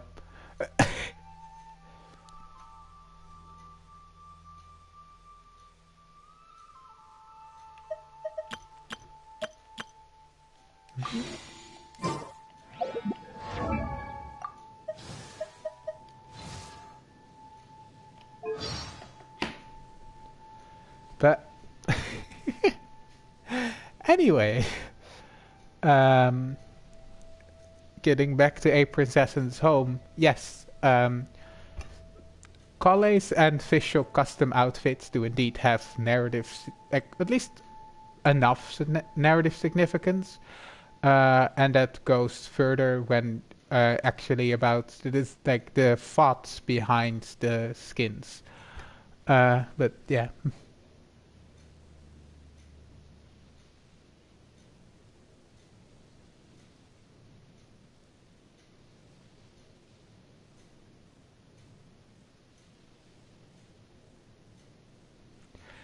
Yeah, absolutely. Like, Kiko is insane.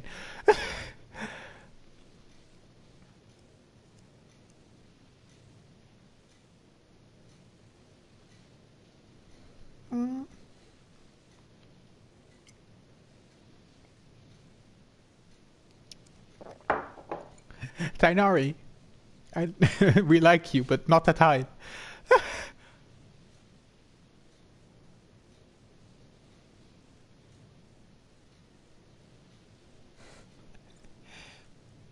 But yeah, back to the Shinobu narrative, and also the start of the rewrite of the Inazuma Archon quest, which, to be honest, with the thought of like rewriting the Inazuma Archon quest, I might actually make a side story about Shinobu's stuff and just make, kind of a like chapter guide for like the reading order. But I'm not sure. I may just throw it into A Princess's Home and just have a like behemoth side story. But I need to figure out where that would fit in.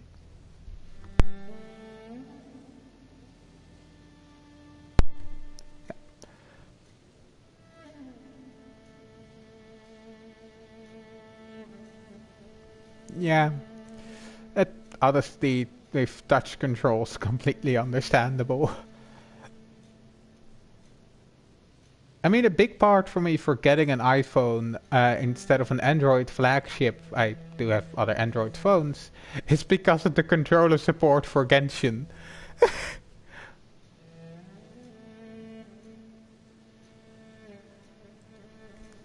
Oh, thank you.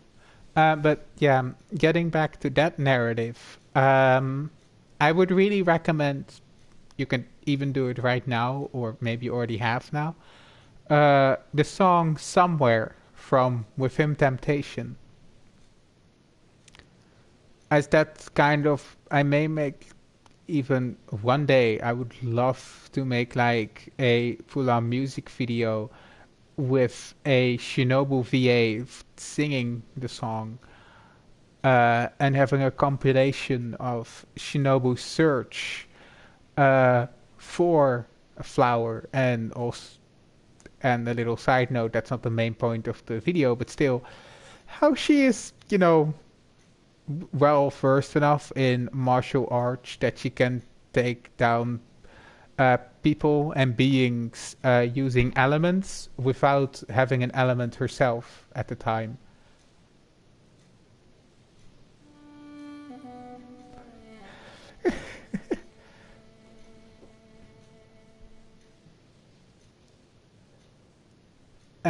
Or specifically also like one line in that song.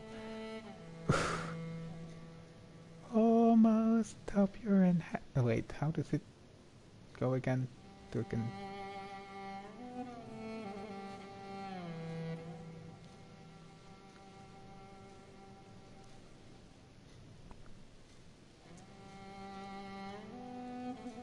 Hmm?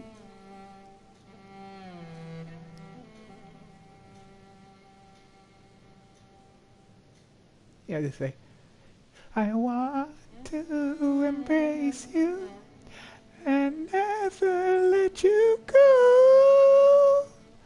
Almost hope you're in heaven, so no one can hurt your soul.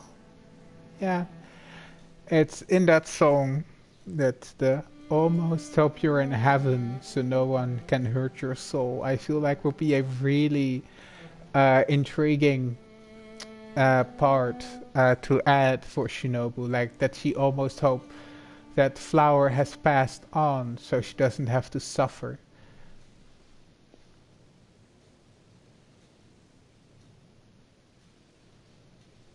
Mm-hmm.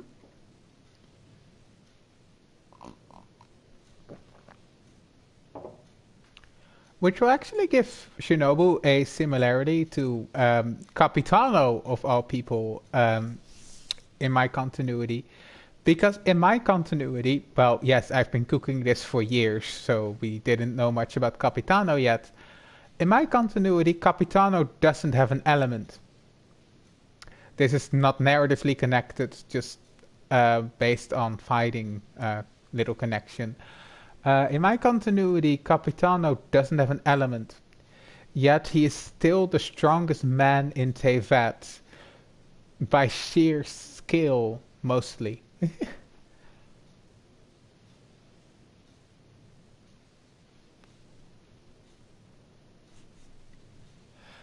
um, well, I mostly just maladaptive daydream, and when inspiration strikes, happens, and then I was slowly able to connect everything.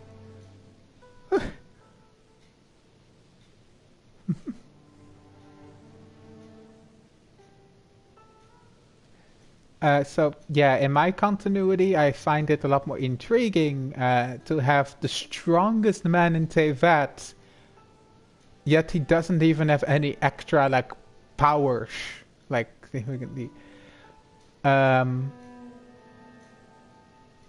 Like he is like mostly on skill, that formidable. Yeah, yeah, maladaptive daydreaming.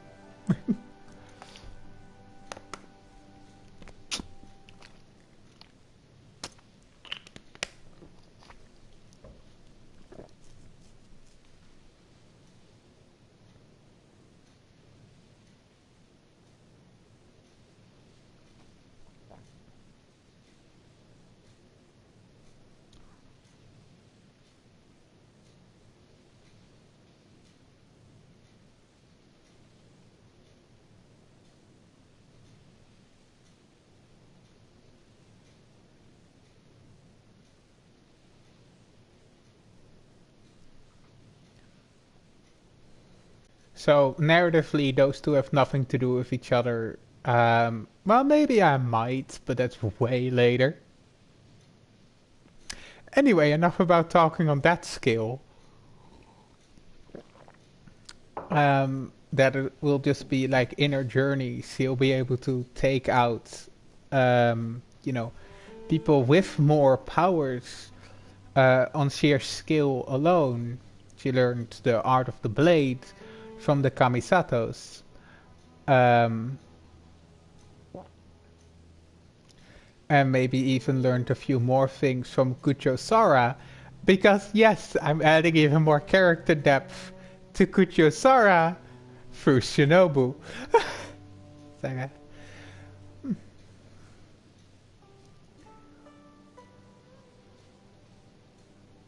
But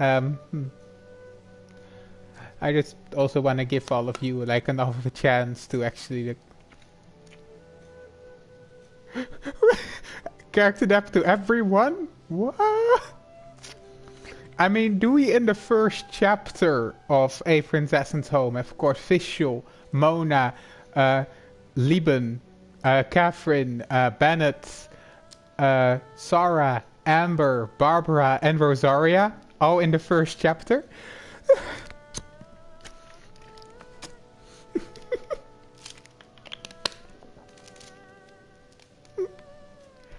Oh. And yes, they all fit. Also, if you're confused, like, huh, Sarah in the first chapter, but these in Inazuma, I'm talking about Good Hunter Sarah, not Kucho Sarah.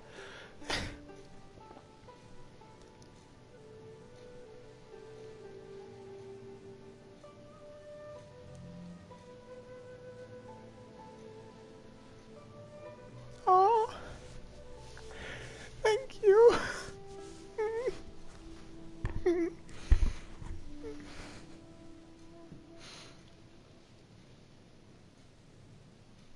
I mean, but yeah, eventually, Shinobu will find her way to the delusion factory in progress. Yeah.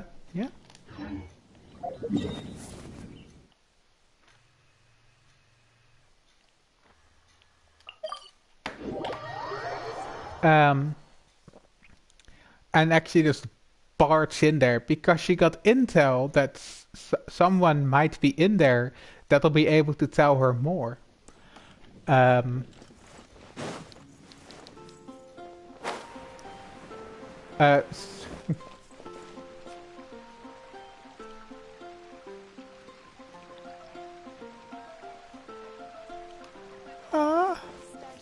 guess the Yes. competition is the steak. Of course I would include her. I mean, she is the reason Fischl is able to eat for like the first week of the story, or 2 weeks even, so yeah.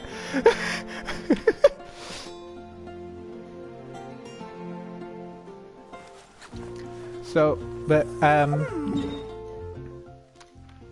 yeah.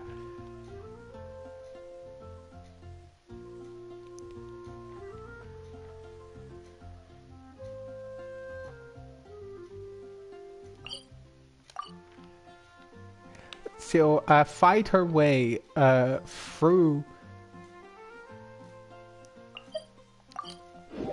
the delusion factory with no vision, might I add. You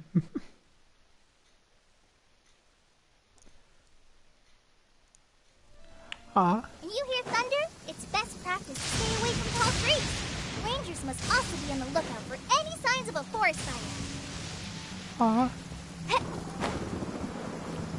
But yeah, she fights through a bunch of Fatui agents without a vision.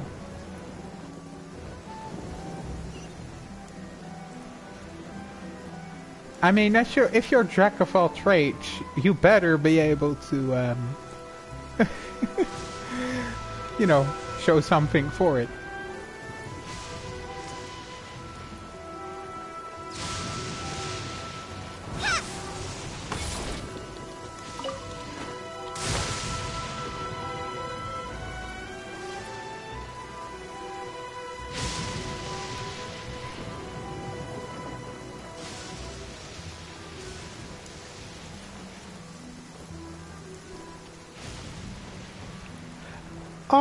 Sucrose is still there. Yes, we stand people keeping characters. in places. Wait a minute.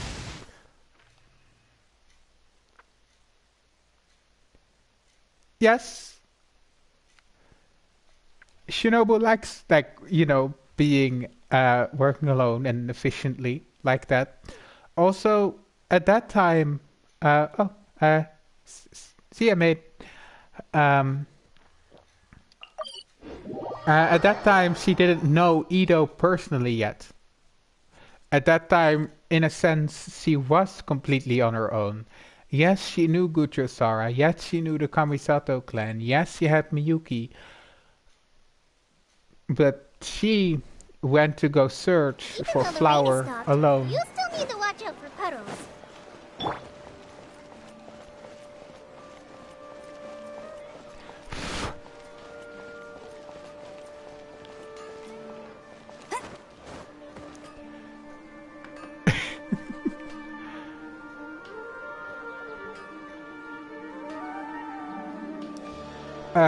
Besides, she can like move more efficiently and like quickly sneak into places to get, just intel from a single person and sneak away again. Yes.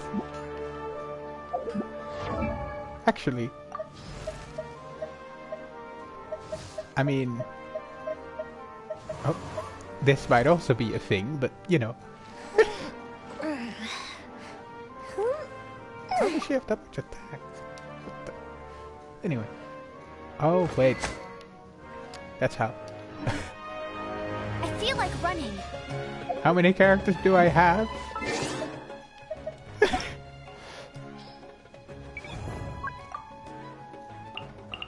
It's easier to count the characters I don't have.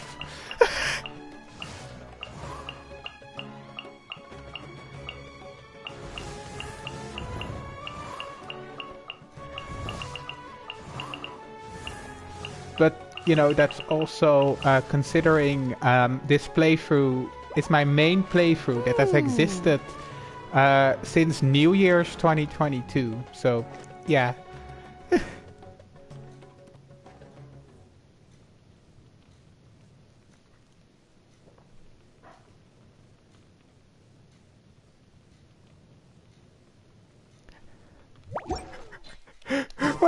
Why you have to call me out like that? Why you have to call me out like that?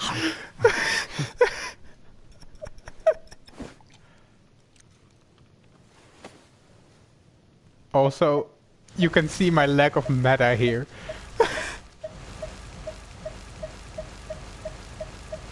No, Koma is calling me out. Saying that I won't use any of them.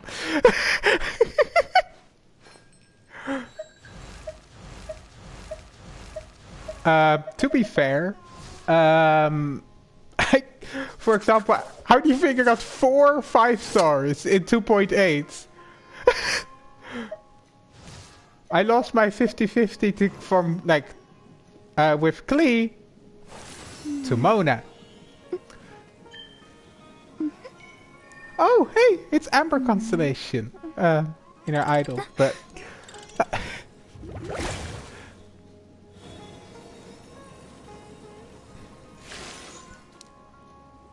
like, for Klee, and then I lost with Kaching to Yoimiya.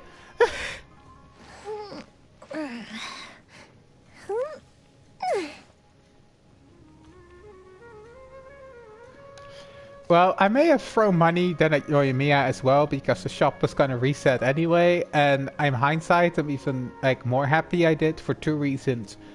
One, support 2.8 even more, and 2, the fact that Yoimiya's banners have been kind of overshadowed historically, so I'm glad I was able to, support that.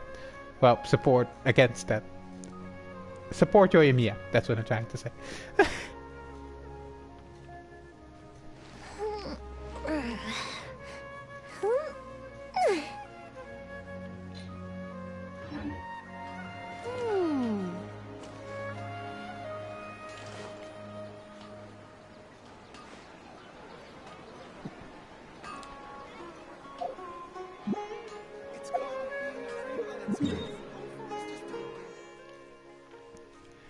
But yeah, Shinobu is able to fight her way through um,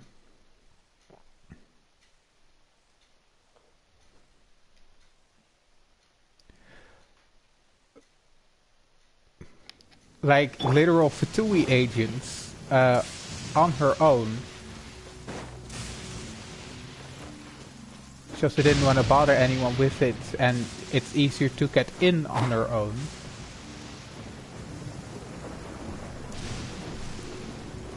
Like she can stealthily get in and try to stake out as many with stealth as possible to let the least amount of physical conflict. Yeah, this is volume 1. This is actually prehistory to the beginning of like most of the story. I guess it's like almost half at this point that Shinobu and the rewrite will take up. But yeah.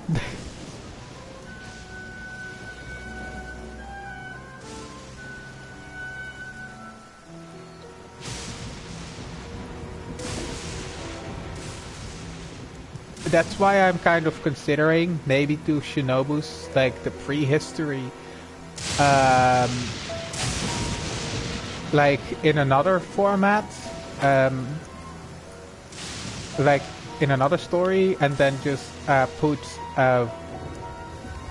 like chapter guides, but that might also get confusing, so yeah. I mean, it starts like 1.5 years after the Golden Apple Archipelago.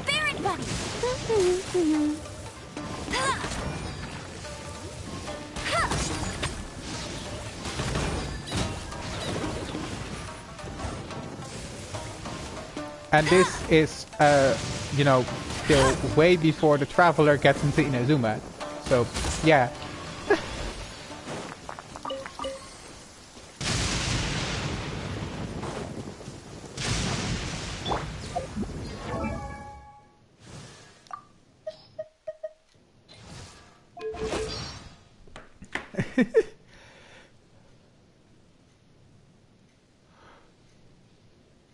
Oh. Yeah. And this is also still the building of the Delusion Factory. So yeah, I'm also planning to have a more civilian perspective, like a more on the ground perspective of the entire Civil War through Shinobu. As of course Shinobu would join the resistance. I mean, she has not been one for 40 figures anyway. With her parents, she kind of lost that a long time ago. Like inherent respect for 40 figures. And also seeing what the Vision Hunt Decree, like, and also if she would see what the Vision Hunt Decree does. Even without a vision, she would care. It's just also the fact that the Inazuma Civil War will take place over like years and years. Actually, the Civil War might have already begun. I'm still trying to piece this out exactly, because there's a lot to consider. So I have to like really piece out the timings and such. But it might already be the Civil War going on while she's doing this.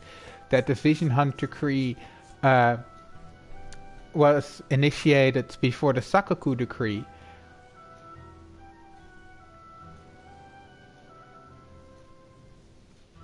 And she might even, you know, something like that. But we're now busy with Shinobu personally, not Inazuma as a whole. And remember the fact that she's in the Delusion Factory right now.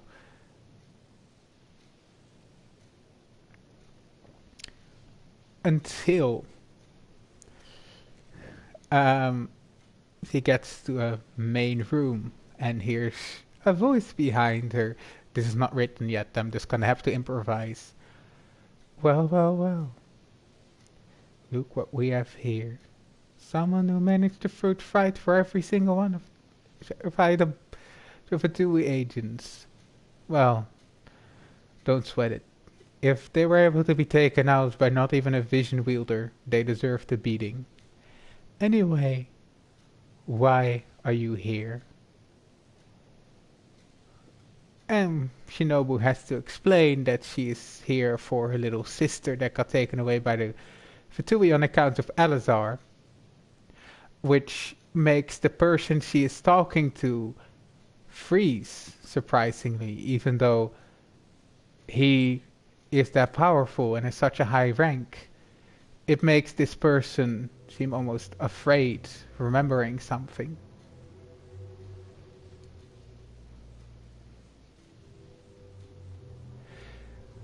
Because Shinobu, especially with going to law school and their research, everything, knows exactly who this person is before he even introduces himself. Huh? What? What is it, Hitoshi?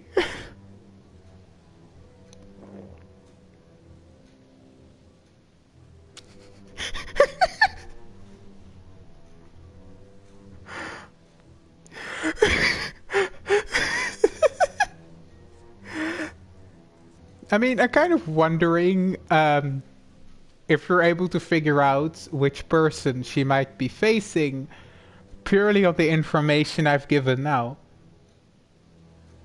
In Delusion Factory, Flower or Kale was taken, like her little sister, on basis of a cure for Elazar, which makes this person freeze and seem almost afraid remembering something, but managing to keep composing themselves.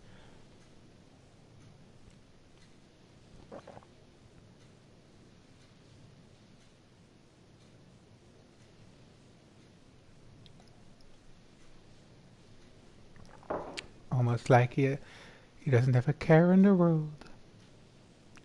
And doesn't care about anyone. Not even himself.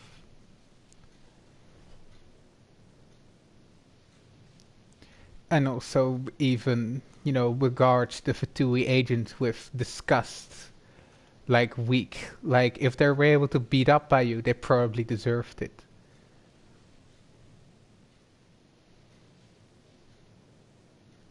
Oh no, we have another one that's begging me to release it now, but...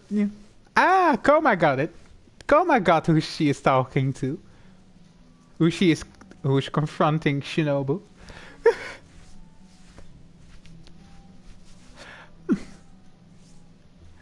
But writing, this is my first, full-on serious writing project, so it's probably gonna take a while, I'm sorry. There you go. Yes, the 6th of the Fatui Harbingers. And, also Skara has to admit... well, now your guess was right. That, how to say, quite impressive, quite bold, to inquire me, even though you have, very well who I am, don't you? Yet you're still here, inquiring to me.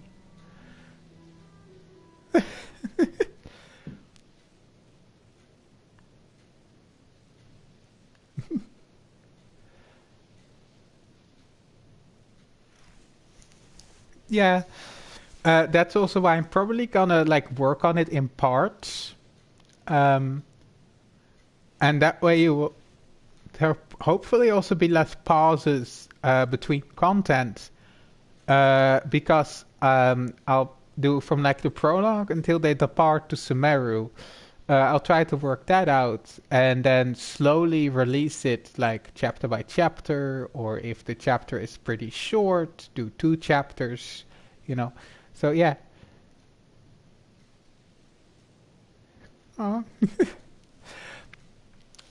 But then actually, surprisingly, this Harbinger in front of her seems to get a little somber, almost regret, like, like he, you know, empathizes with Flower in a way.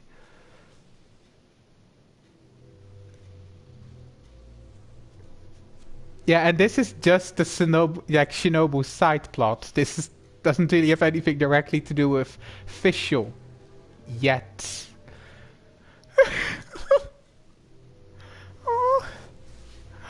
And then like almost seeming to empathize, like Skara seeming to empathize. Yes, with Shinobu, and actually tells her that the kids the Fatui takes for Elazar are taken to something anyone could ever hope to survive.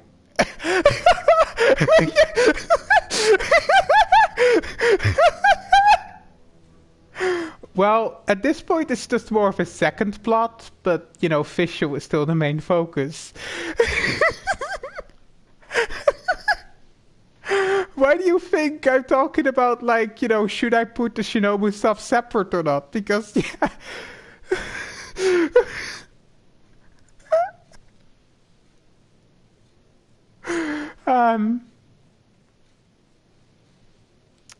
But yeah, and like Skara, like kind of being a little vulnerable with her, and it's like the only reason I survived is because I'm not human. So many kids perish at his hands. But Shinobu also senses that there's a grief present within Skara, being rather perceptive herself.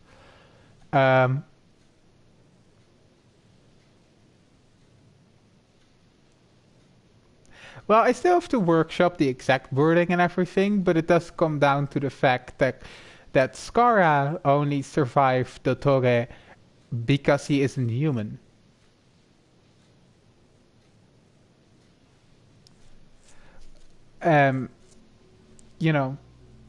It's the fact that if you look a bit further into it, Skara is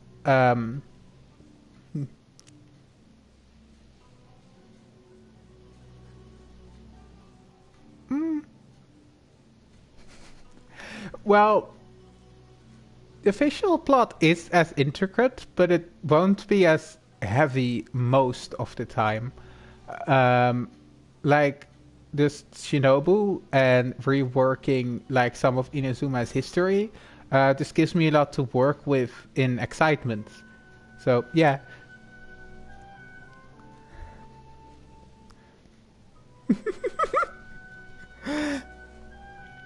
I mean, I can go into that a bit later. I have time. So, yeah. But the reason why Skara is actually so willing... Oh, thank you. But yeah, why Skara is actually so willing to tell Shinobu is, because of the losses he has endured himself. Of the little boy he never knew the name of, powerless against his mortality. I know in maybe some kind of odd way, Skara connects that to Shinobu, where Flower was powerless against her Elazar and the Fatui. Yes! Fisher will smile! Oh my god, there's... Oh, yes!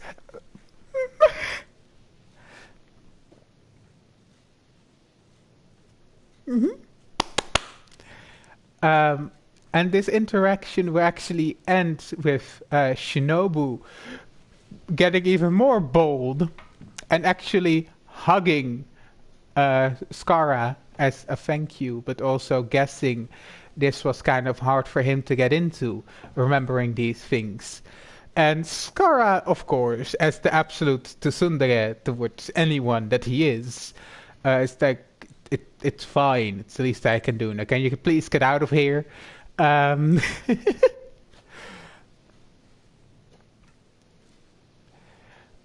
which will actually a little reference spoiler, which you'll probably like won't realize at the time anyway, given that's really far away, because this is the moment in the final of A Princess and Home Family. Like Kiko. He's not even here to defend himself.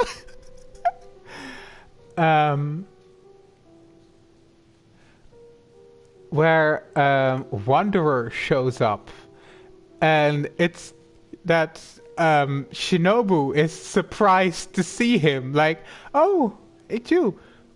You look different. How have you been? Also, congratulations on your vision. Like, Shinobu recognizes Wanderer, even though that's after Wanderer erased himself from existence. Now, here's a little, like, sweet character point for Wanderer. Because our little Wanderer is such a softie that he made sure that Shinobu would remember. Because it was quite an important moment for Shinobu, and he didn't want to risk tampering with that. And also, maybe just a bit, you know, getting affection from someone, like a hug, also means quite a bit to him. So this big softie made sure that Shinobu would remember him.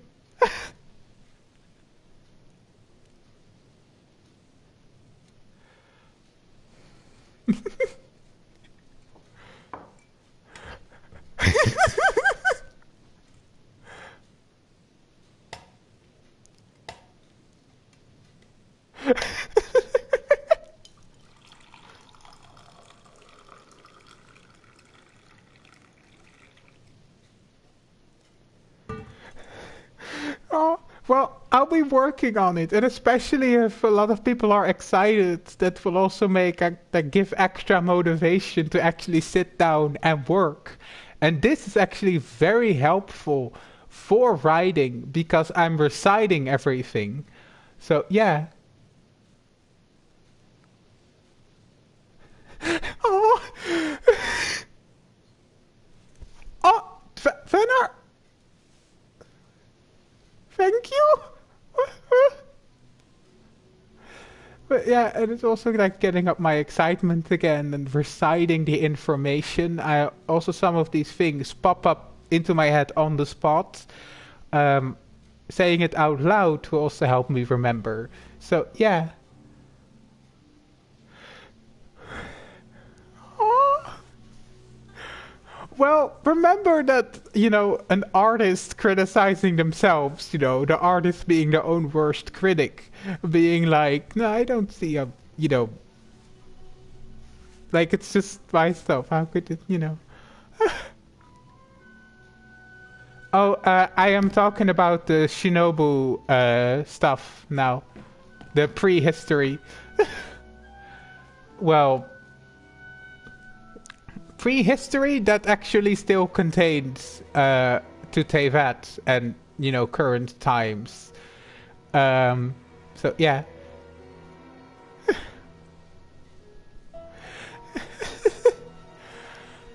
But yeah, you have a little cute moment, like cute moments between Shinobu and Wanderer. Oh, well, I'll like this is definitely helping me a lot to actually get things done. But it's going to be a lot, especially trying to piece where to put what exactly is gonna be a big struggle.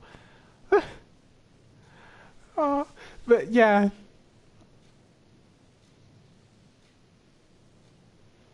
And also after, because they can't linger talking for too long, Shinobu will probably actually search for Wanderer and try to catch up with him.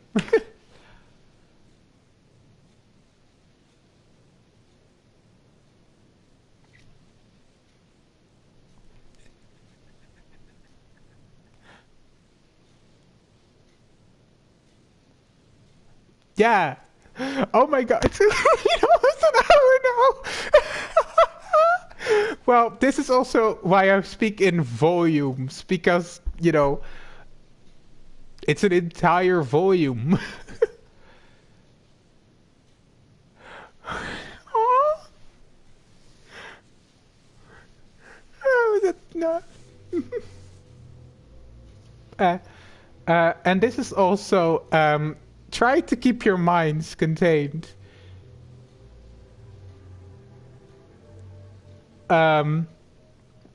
It's actually the intel in the Archon quest for the location of the Delusion Factory, that the traveler gets the location of the Delusion Factory from Kokomi and Guru, comes from Shinobu, because Shinobu has been in the Delusion Factory before.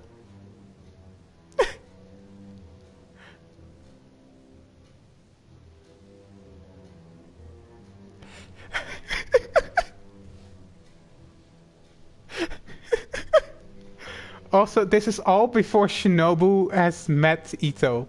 So, yeah.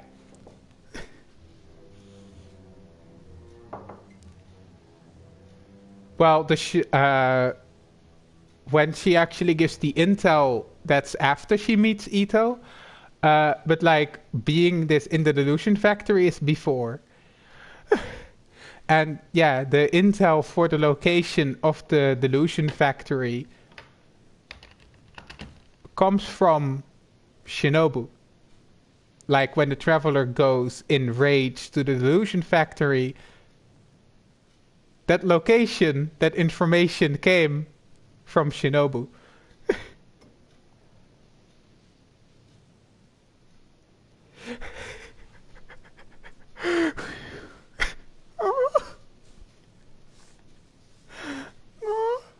No, actually,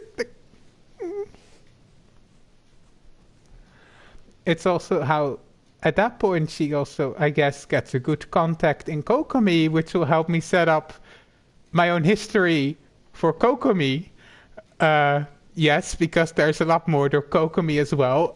Maiden, please, as you have been, remain good and don't spoil things before I get to them. But yes, Kokomi will also have a way bigger part in this continuity as a whole. But we won't get to that until like the final of A Princess and Home Family, if not A Princess and Home Family Volume 1.5. We actually get to that. Also, yes, I'm working with a 1.5 and a Volume 2. I have things for. I have an Althea arc, the original origins of the Prinzessin. After things, going to search like the Savior of Light and such. So yeah.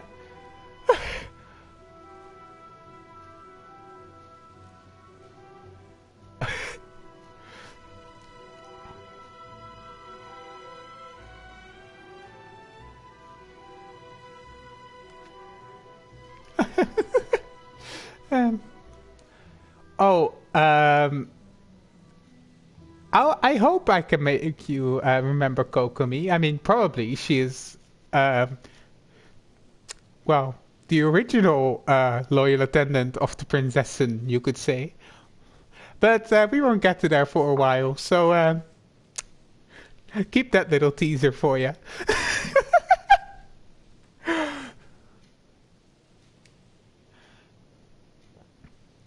And then here it actually comes in another song.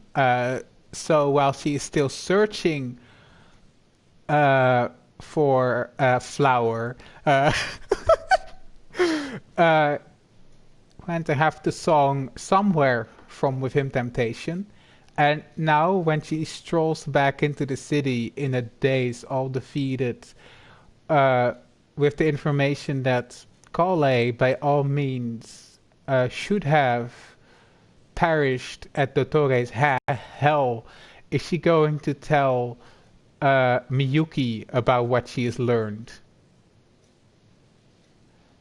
And here I'll have the song My Immortal from Evanescence.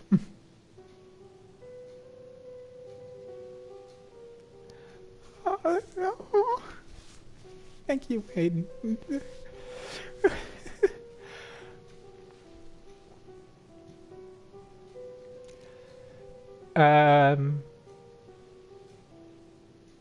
Yeah. Okay. Now, while you breathe, you can look up the song "My Immortal" from Evanescence, because I plan to have it with that song while Shinobu is walking back into the city in a daze. That's a different song from Evanescence, but good job.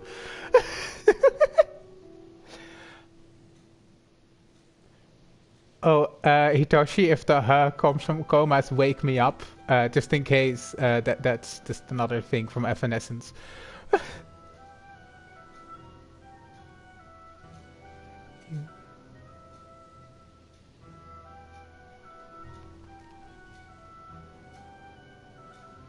Okay, just in case.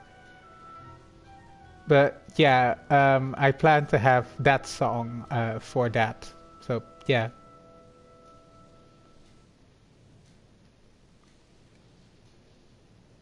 Uh, Kinda, yeah.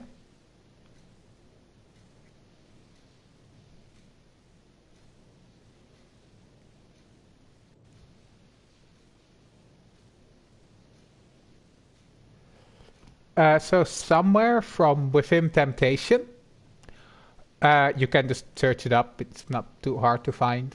Um, yeah, which is very understandable that you think of that. Um, but I try to slowly review this. So if I just give you a playlist, then it isn't a slow review anymore.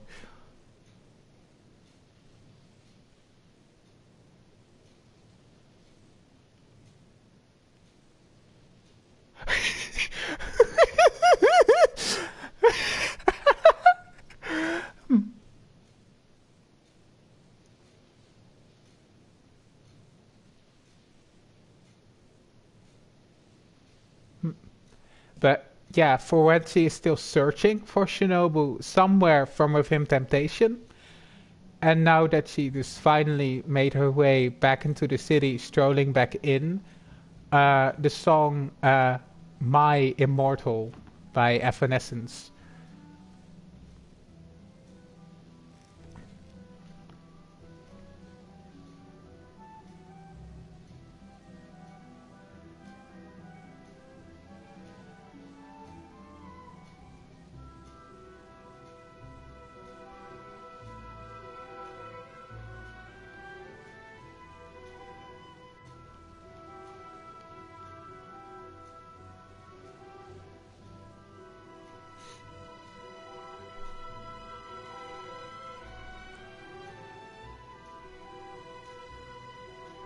Oh no.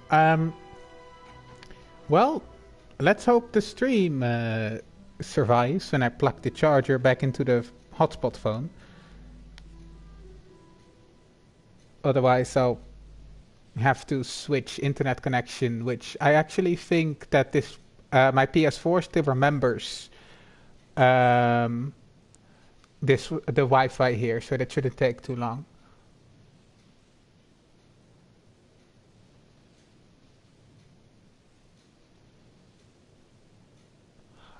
Because I want it to be good when I do post, like good enough when I do post it somewhere. I have a raw next story teaser. Um,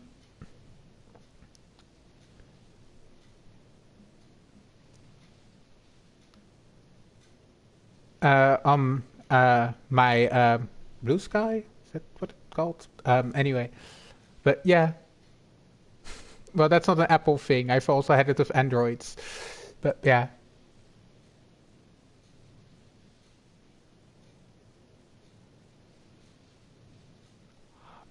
Because I just briefly teased totally when we were talking about visions. I wasn't planning to go into it yet.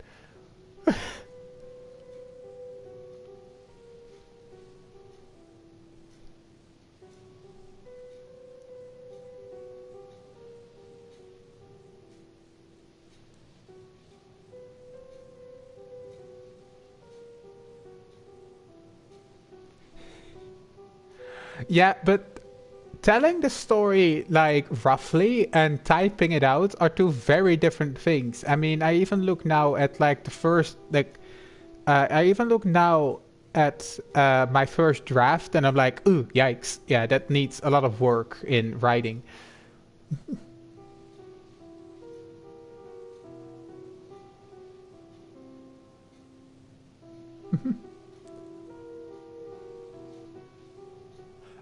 No, I don't feel pressured. I'm just, trying to explain my process here.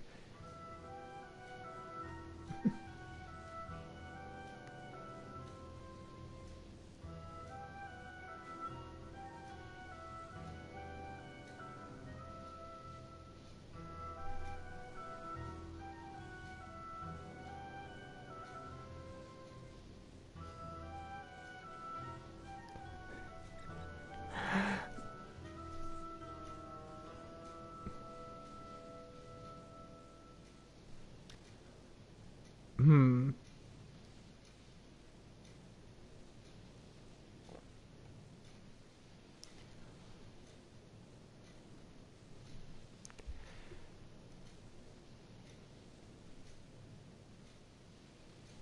But yeah. So if it actually like to load, so I have a bit of memory assistance with the song.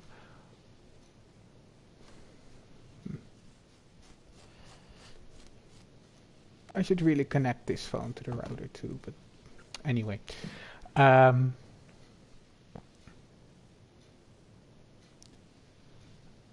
yeah, walk into the city and it's also like a bunch of memories flashing through Shinobu's head while she's walking back into the city, with, her mind being with Flower.